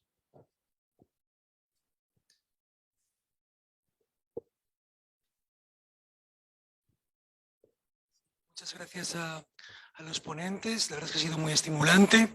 La primera de las preguntas que sería para Aaron, en el sentido de bueno, quizás lo tendrá desarrollado en su obra, la verdad es que motiva su lectura, y lo mismo ya la tiene contestada en la misma, pero quizás al poner el acento en la inversión, en la falta de inversión, en la desinversión, en la falta de formación bruta de capital, quizás este capitalismo 4.0 ha conseguido recomponer la tasa de ganancia sin, o reduciendo el vínculo con la inversión productiva. Es verdad que otras, habitualmente el crecimiento capitalista, la tasa de ganancia venía vinculada a la inversión. Hoy grandes empresas consiguen tasas de ganancia con inversiones mínimas, Airbnb, Uber, etcétera, etcétera. En este sentido, el poner el acento en la formación bruta de capital me parece muy, diríamos, interesante. Y en este sentido, enlazaría quizás con la propuesta que hacía, con la explicación que hacía Dari Klein de la agenda neodesarrollista y el papel que el Estado pudiera tener de cara a suplir la falta de formación bruta de capital, la falta de inversión productiva del capital privado, que no está cumpliendo, diríamos, su cometido. Pero chocaría quizás en el momento actual con dos elementos. Uno, que no es funcional a los intereses del capital, en la medida en que le quitaría su espacio, y otra con la crisis ecológica. Entonces, esa agenda choca diríamos, con dos obstáculos muy importantes. Y una pregunta en relación que me surgía, quizás en relación a la aportación de Paula, que en esa, diríamos, interconexión clásica, que por ejemplo ya hacía Cristina Carrasco, entre la interrelación entre la esfera productiva, la reproductiva y las políticas públicas, y la necesidad de contemplarlo conjuntamente, porque si no es imposible desarrollar políticas públicas que, por ejemplo, reduzcan la desigualdad, si no se contemplan las tres. Quizás, ¿cómo explica la bajada de la natalidad en los países europeos, y si podía ser, en cierta forma, contemplada como una acción antisistémica, en el sentido en que las mujeres, ante las dificultades en el mercado laboral, pudieran, diríamos, el dar salida a una acción que diríamos, dificulta la supervivencia de las sociedades capitalistas, y en el caso del envejecimiento de las sociedades europeas es clarísimo, porque al mismo tiempo, bueno, el capitalismo, con su capacidad para plástica, ¿no?, para moldarse y para demás, puede suplirlo mediante las migraciones, pero no son ni, diríamos, colectivos claramente sustituibles uno por otro, por las características formativas y demás del mismo, y además eso choca en el caso europeo con la agenda de la ultraderecha, que es contraria claramente a las migraciones, en un contexto en el que claramente, por otra parte, necesitamos mano de obra por un envejecimiento brutal. Entonces, yo creo que es interesante contemplar la baja natalidad como una salida, en cierta forma, que plantea problemas al mantenimiento de la reproducción de la fuerza de trabajo que requiere el capital, y que plantea, diríamos, retos. Gracias.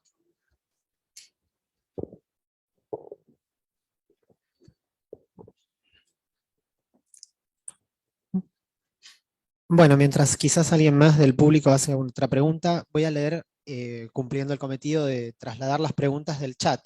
¿Está bien?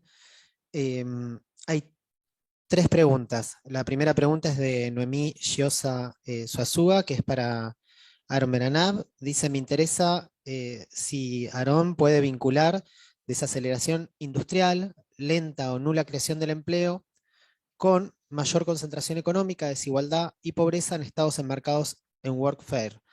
Dice, redondeando mi pregunta a partir de lo que dijo luego, él sostiene que no hay un problema de distribución, pero no lo explica y lo afirma. Me gustaría si puede desarrollar esa cuestión. Luego hay una pregunta para el profesor Dari, puede ser también extensible para otros panelistas. Dice, de este cuadro que está siendo mostrado, ¿cuáles son los desafíos colocados para las organizaciones sindicales? La pregunta es de Marco Aurelio. La pregunta 4 también es para Dari Klein. Dice lo siguiente: usted hizo referencia al aumento del cuentapropismo y cómo el gran porcentaje de ese aumento se explica por el trabajo precario o informal. Lo definió como estrategias de supervivencia con una finalidad adaptativa. Ante esto hay posiciones, por ejemplo, dentro de la economía social, solidaria y popular, que le adjudican a este tipo de trabajos un objetivo de transformación social. Es decir, le otorgan un sentido emancipatorio. ¿Qué opina usted al respecto? Y la última pregunta la hace Jessica. y es para Paula. Dice, me gustó mucho la expresión, perdón, pero está en portugués, la voy a leer. Me gustó mucho la expresión trabajos feminizados, usado por Paula Varela, o como postula Jules Falquet, autora del feminismo materialista francés, del trabajo considerado femenino. Con respecto a los puestos de trabajo ocupados, en su gran mayoría por mujeres, pero también por sujetos que no son solamente mujeres, puede haber un espectro de trabajos considerados femenino que podría incluir a una comunidad o segmento LGBT+, en los inicios del año 2000, por ejemplo, el ascenso del telemarketing en Brasil, hasta el año 2015 concentraba este sector, y dice, con las reformas neoliberales, en un cambio profundo del mercado protagonizado por las tecnologías, parece que justamente esos mercados considerados feminizados, que decaen, en el caso del telemarketing, es un lugar donde surgen fuentes de trabajo para jóvenes, personas negras, vulnerabilizadas, etc. Y lo mismo con el ejemplo de las entregas de reparto, de estrategia y delivery.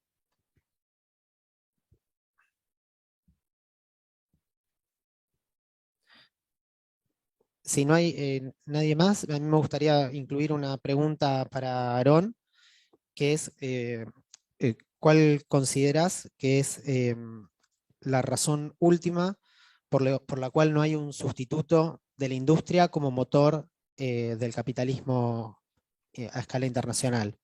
Sé que en tu libro hay una conversación sobre los problemas de los servicios, retomando a William Baumol, pero cuando estudiamos tu libro nos quedó una duda de cuál era la razón última por la cual no había un sustituto a la industria.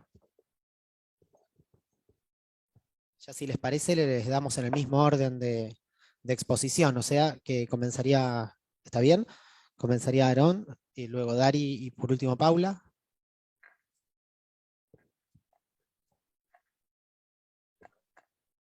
Okay, great. Well, thank you so much again for Gracias nuevamente por hacerme estas preguntas. Fue excelente escuchar las presentaciones de mis colegas panelistas. Quisiera decir brevemente sobre la primera pregunta de las diferentes formas en que la informalización y la precarización están teniendo lugar. En mi opinión, realmente es importante pensar en las instituciones del mercado laboral, en todas estas diferentes regiones y países del mundo que son en sí mismos un producto de la historia pasada, de las luchas laborales, de las intervenciones estatales, de las luchas de clase más en general, que han dejado un campo muy disperso en cómo la precarización tiene lugar. En algunos países del norte global, y Francia e Italia, tenemos todavía altas tasas de desempleo.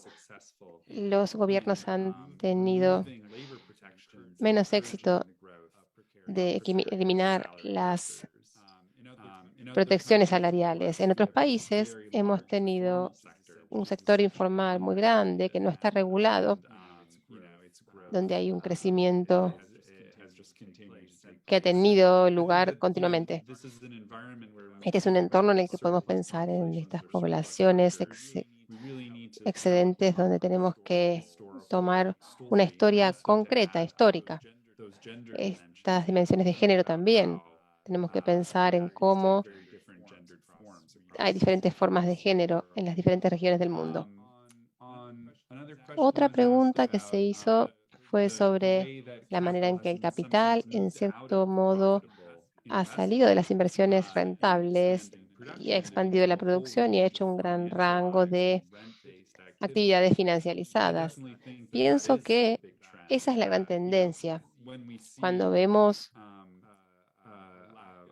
una falta de inversión en la expansión de las capacidades productivas, que es cómo se crean los empleos y cómo crece el ingreso, no necesariamente de manera igualitaria en la sociedad, en general muy desigual. Cuando esto no está ocurriendo, por definición casi, lo que ocurre es que los ahorros de los muy ricos y de las grandes empresas están tomando estas formas financieras. Para esos que ya son propietarios de activos como viviendas, acciones, esto ha creado un gran factor de riqueza. La gente se vuelve más rica. En Estados Unidos un gran problema es que mucha gente que trata de comprar viviendas no lo puede hacer porque el valor de las viviendas y de los activos ha subido muchísimo. Los que llegan tarde a este factor de riqueza de la clase media quedan fuera. Pero el gran factor, la mayor historia, es que la tendencia a la financiarización de esta sociedad basada en los alquileres se ha asociado no solo con el aumento de las desigualdades por esa falta de creación de empleos, sino también con estas grandes crisis financieras y estas bajas tasas de retorno que crean este capitalismo de casinos alocado. Esto sigue ocurriendo y creo que vemos, como mencioné, un retorno de la idea de la inversión pública basada en el Estado que no es rentable, especialmente sobre la idea de un nuevo acuerdo verde, la redimensión del debate, de las políticas de inversión, políticas industriales, etcétera. En mi opinión,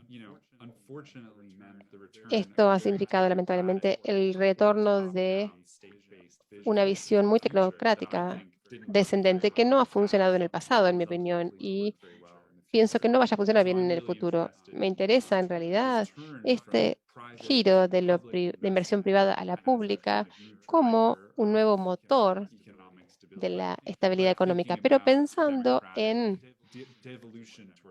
la devolución a una sociedad democrática. ¿Qué significaría tener un control democrático público de la inversión? Creo que eso es una pregunta interesante que creo que no tenemos tiempo de debatir aquí. Para las otras preguntas que me hicieron, diría muy brevemente que, bueno, sí, la desindustrialización y la desaceleración del crecimiento económico, bueno, la caída en la disponibilidad de los empleos asalariados que ha estado asociada efectivamente con una tendencia a los programas, que los gobiernos dicen, bueno, no se puede esperar que llegue un buen empleo. Los gobiernos están presionando a la gente para que tomen los empleos que están disponibles. Bueno, esto es parte de una tendencia general y hemos visto las consecuencias de esto. Estos movimientos que no contribuyeron, como decían los neoliberales, que esto iba a crear una renovación del crecimiento económico, esto no ocurrió. Se ha presionado a la gente a la precariedad y a la informalidad, como mis otros colegas oradores detallaron. No era un problema de distribución. ¿Qué quise decir? Fue un problema de traducción de lo que yo dije, porque lo que quise decir es que no es solo un problema de distribución, un problema de producción es definitivamente un problema de distribución, como yo enfaticé, y hablando de la desigualdad. Finalmente, sobre la falta de reemplazabilidad del sector de servicio, ¿por qué el sector de servicio no sirve al crecimiento? La idea general es correcta.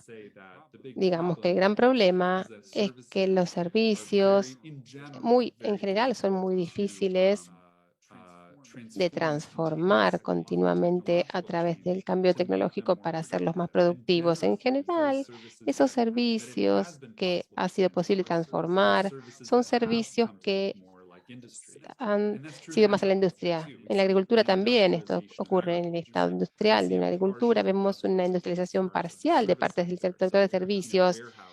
Los depósitos empiezan a verse como fábricas. Por supuesto, las comidas rápidas son fábricas, pero lo que vemos en general en este proceso es que esto afecta mucho los límites. Es difícil aplicar en general en el sector servicios o en gran parte. No es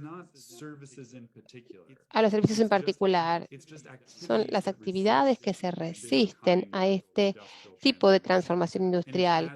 Y también esto aplica para la construcción, que es parte del sector industrial, como también lo es para la salud y otros tipos de servicios de bienestar. Entonces, Balmouth se enfoca mucho en el sector servicios, pero vemos que se trata de recolectar una gran porción de la fuerza laboral en actividades económicas que se resisten a este tipo de transformación industrial. Entonces,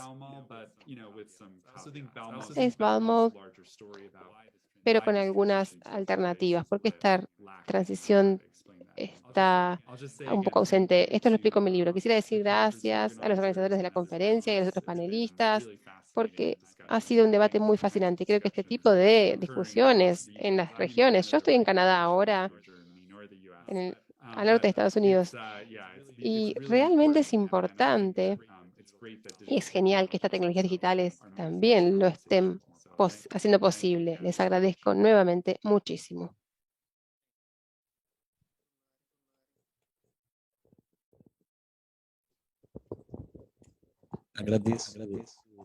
Agradeço as questões aqui também.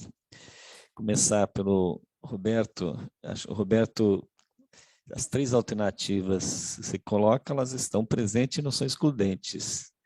O que acho que chama atenção, primeiro, que o avanço mesmo das tecnologias e as novas formas de organização da produção num contexto político e econômico que nós estamos vivendo, é a criatividade que vai se criando do ponto de vista mesmo do capitalismo, de conseguir utilizar a força de trabalho de outras formas. Nessa questão da uberização aqui, é uma coisa impressionante. Isso é profundamente articulado com o que existe de mais avançado do processo de financiarização, em que o capital mobiliza outros capitais menores, então não tem nem investimento, não precisa nem fazer grandes investimentos para poder executar, poder realizar a sua atividade contendo retornos financeiros substantivos. Nem sempre só no negócio direto, mas pela marca, pelos outros sistemas de negócios indiretos que isso vai sendo gerado.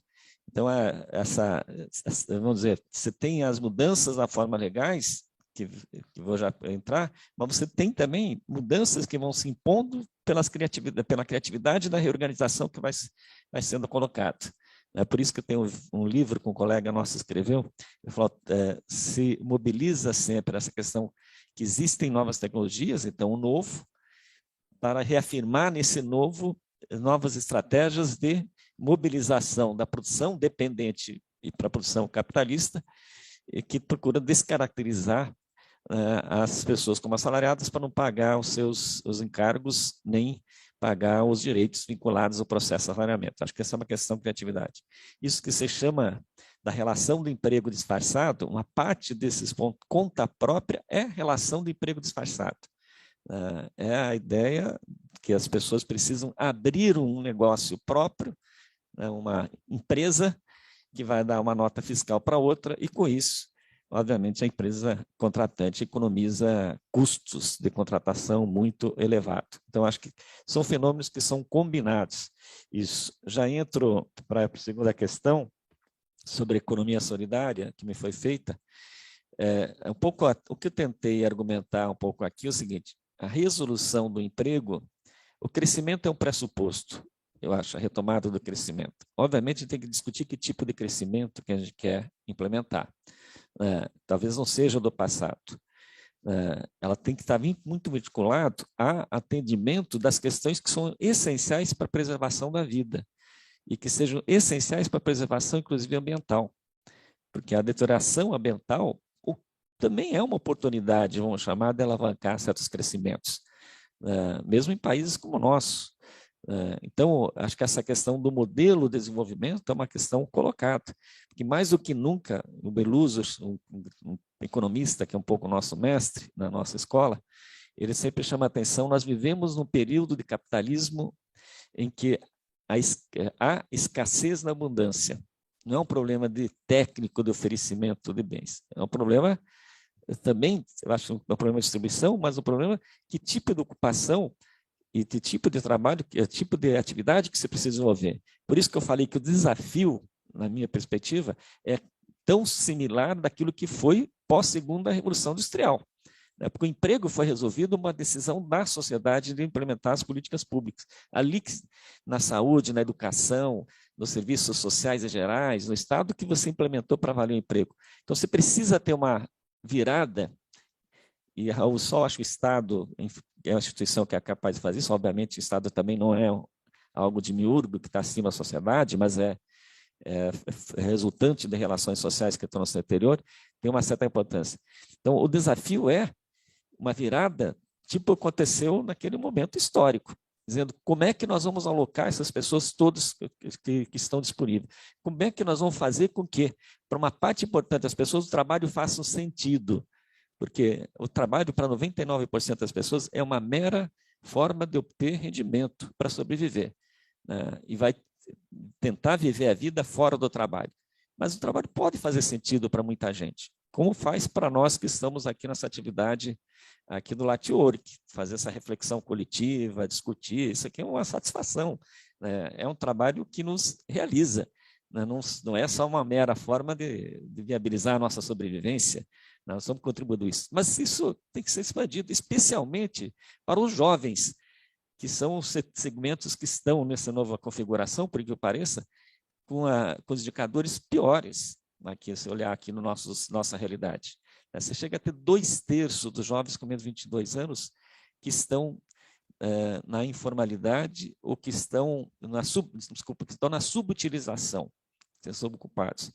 Então, acho que é isso que eu estou chamando a atenção, e aí já respondo essa pergunta da economia solidária. Nós vamos precisar repensar essas questões enquanto sociedade. Isso implica repensar o modo de viver, o modo do que são as questões fundamentais. Por isso que o emprego é uma relação social que fiz a intervenção no começo.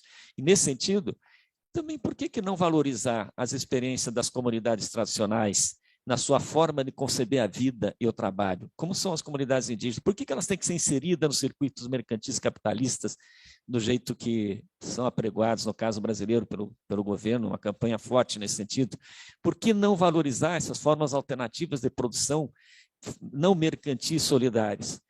Por isso, acho que, respondendo à pergunta, por isso acho que todas essas questões da economia popular, da economia social, da economia solidária, ou vários nomes que se dê na América Latina, elas podem ser uma forma estimulada, mas elas precisam ter, para ser viabilizado, um apoio, um suporte extremamente importante, inclusive do Estado.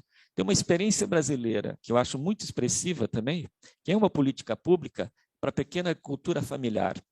Um programa governamental que instrumentalizou essa pequena produção agrícola e viabilizou que muitas dessas famílias pudessem se desenvolver economicamente.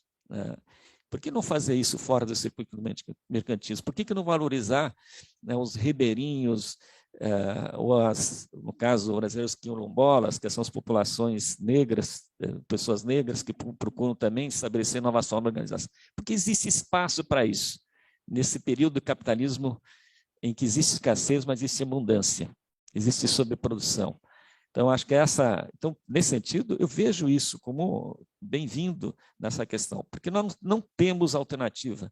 O crescimento é o pressuposto fundamental, né? Mas ele não vai ser suficiente para retomar e gerar empregos necessários. E muito rapidamente, a última questão, Marco Antônio, não sei, sobre desafios do sindicalismo. Esse é um tema extremamente complexo aqui, os desafios do sindicalismo aqui.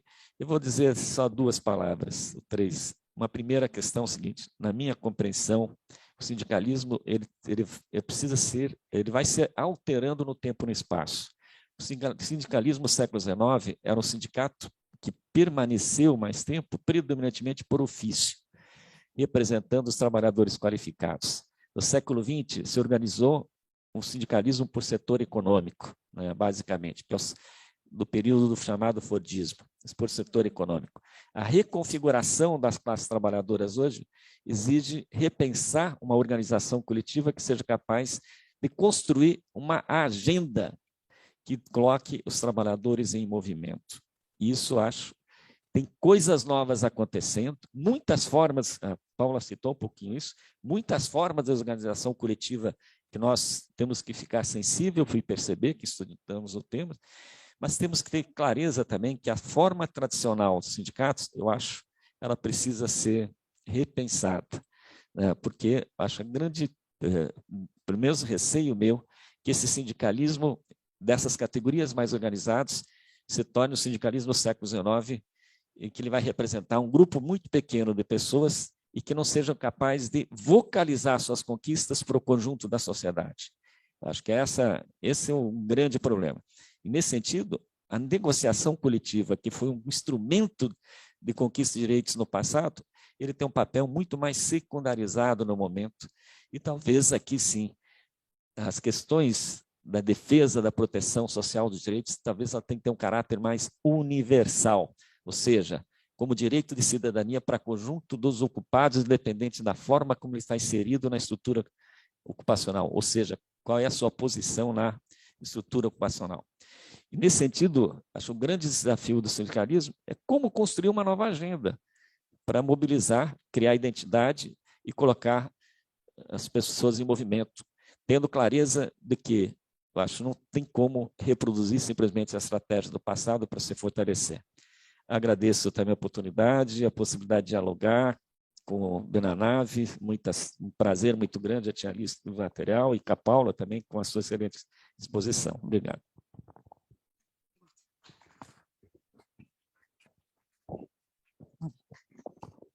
Bueno, voy a empezar por la última pregunta de Jessica, que hace la observación acerca de trabajos feminizados y no femeninos, observación con la que tengo total acuerdo, ¿sí? Y pregunta acerca de otros colectivos, como puede ser el LGTBI, para incorporarse a esos trabajos.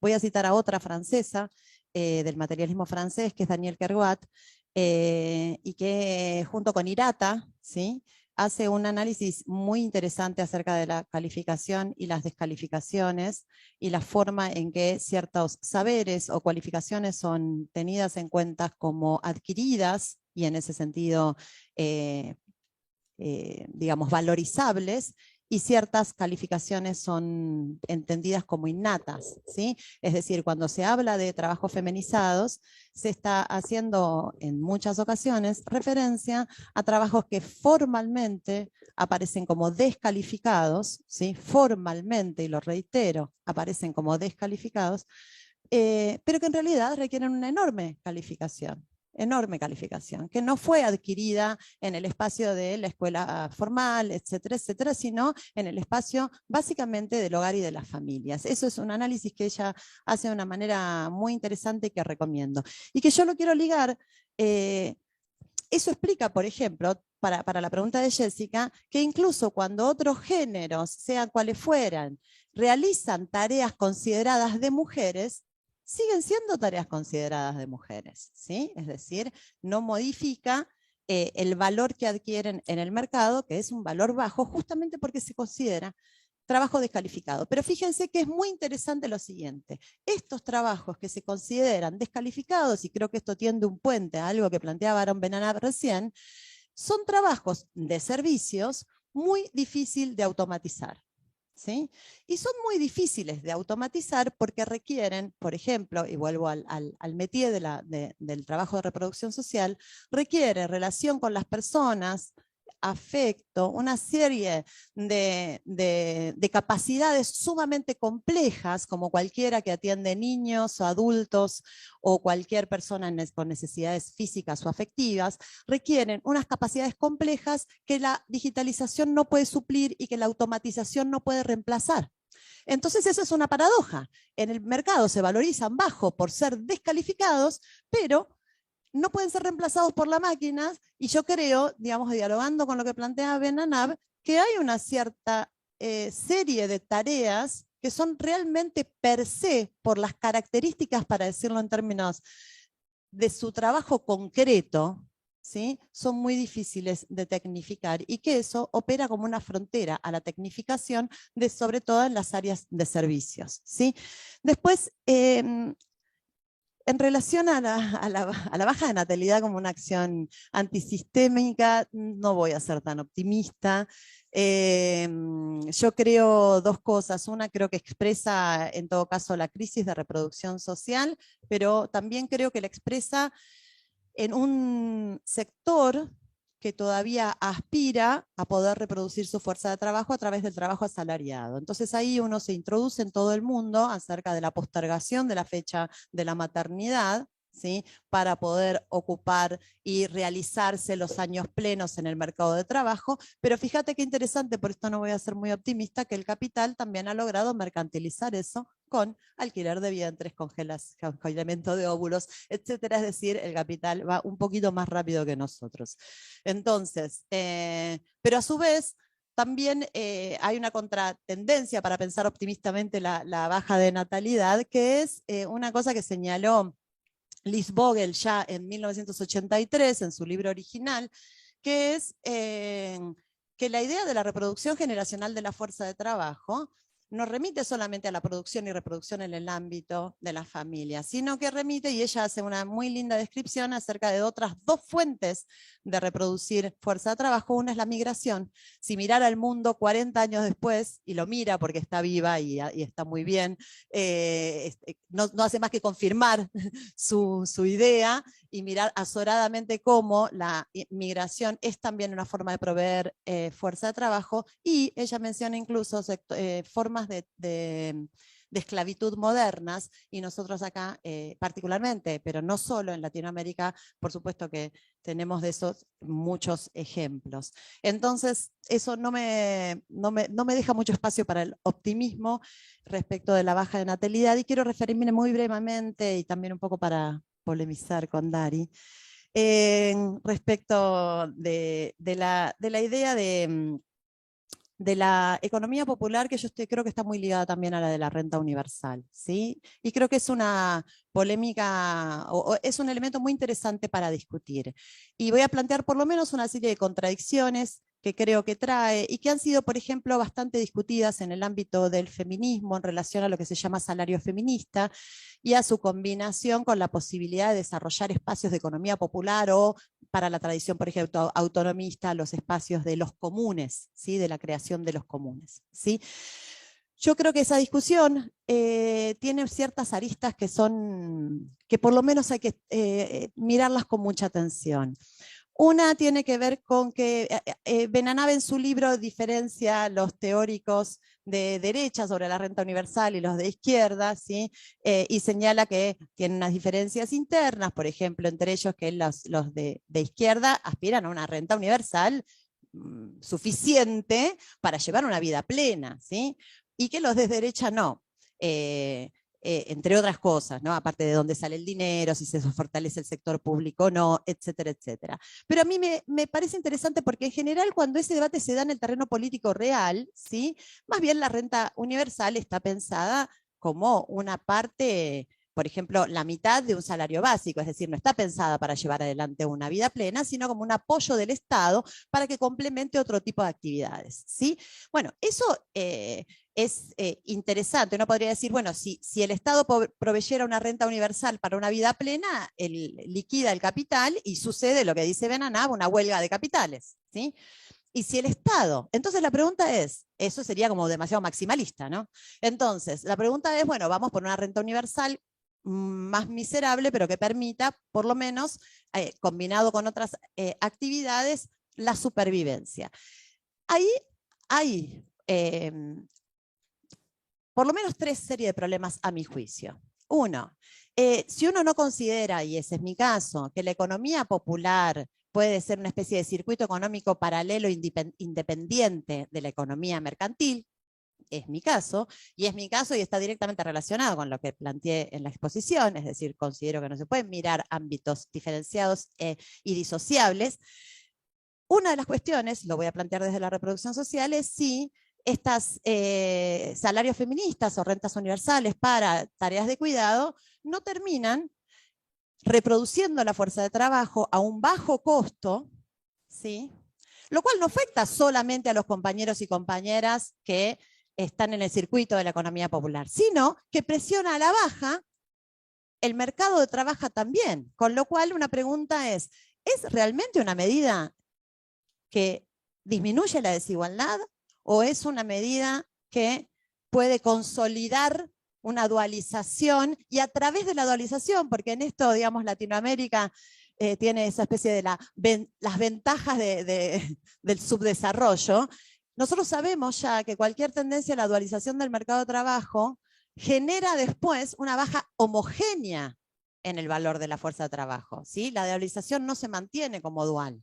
Entonces, me parece que ahí hay una cuestión importante para pensar la economía popular, para pensar el trabajo de las mujeres en la economía popular, por ejemplo, la asalarización de ciertos trabajos de cuidados llevados adelante en el ámbito comunitario.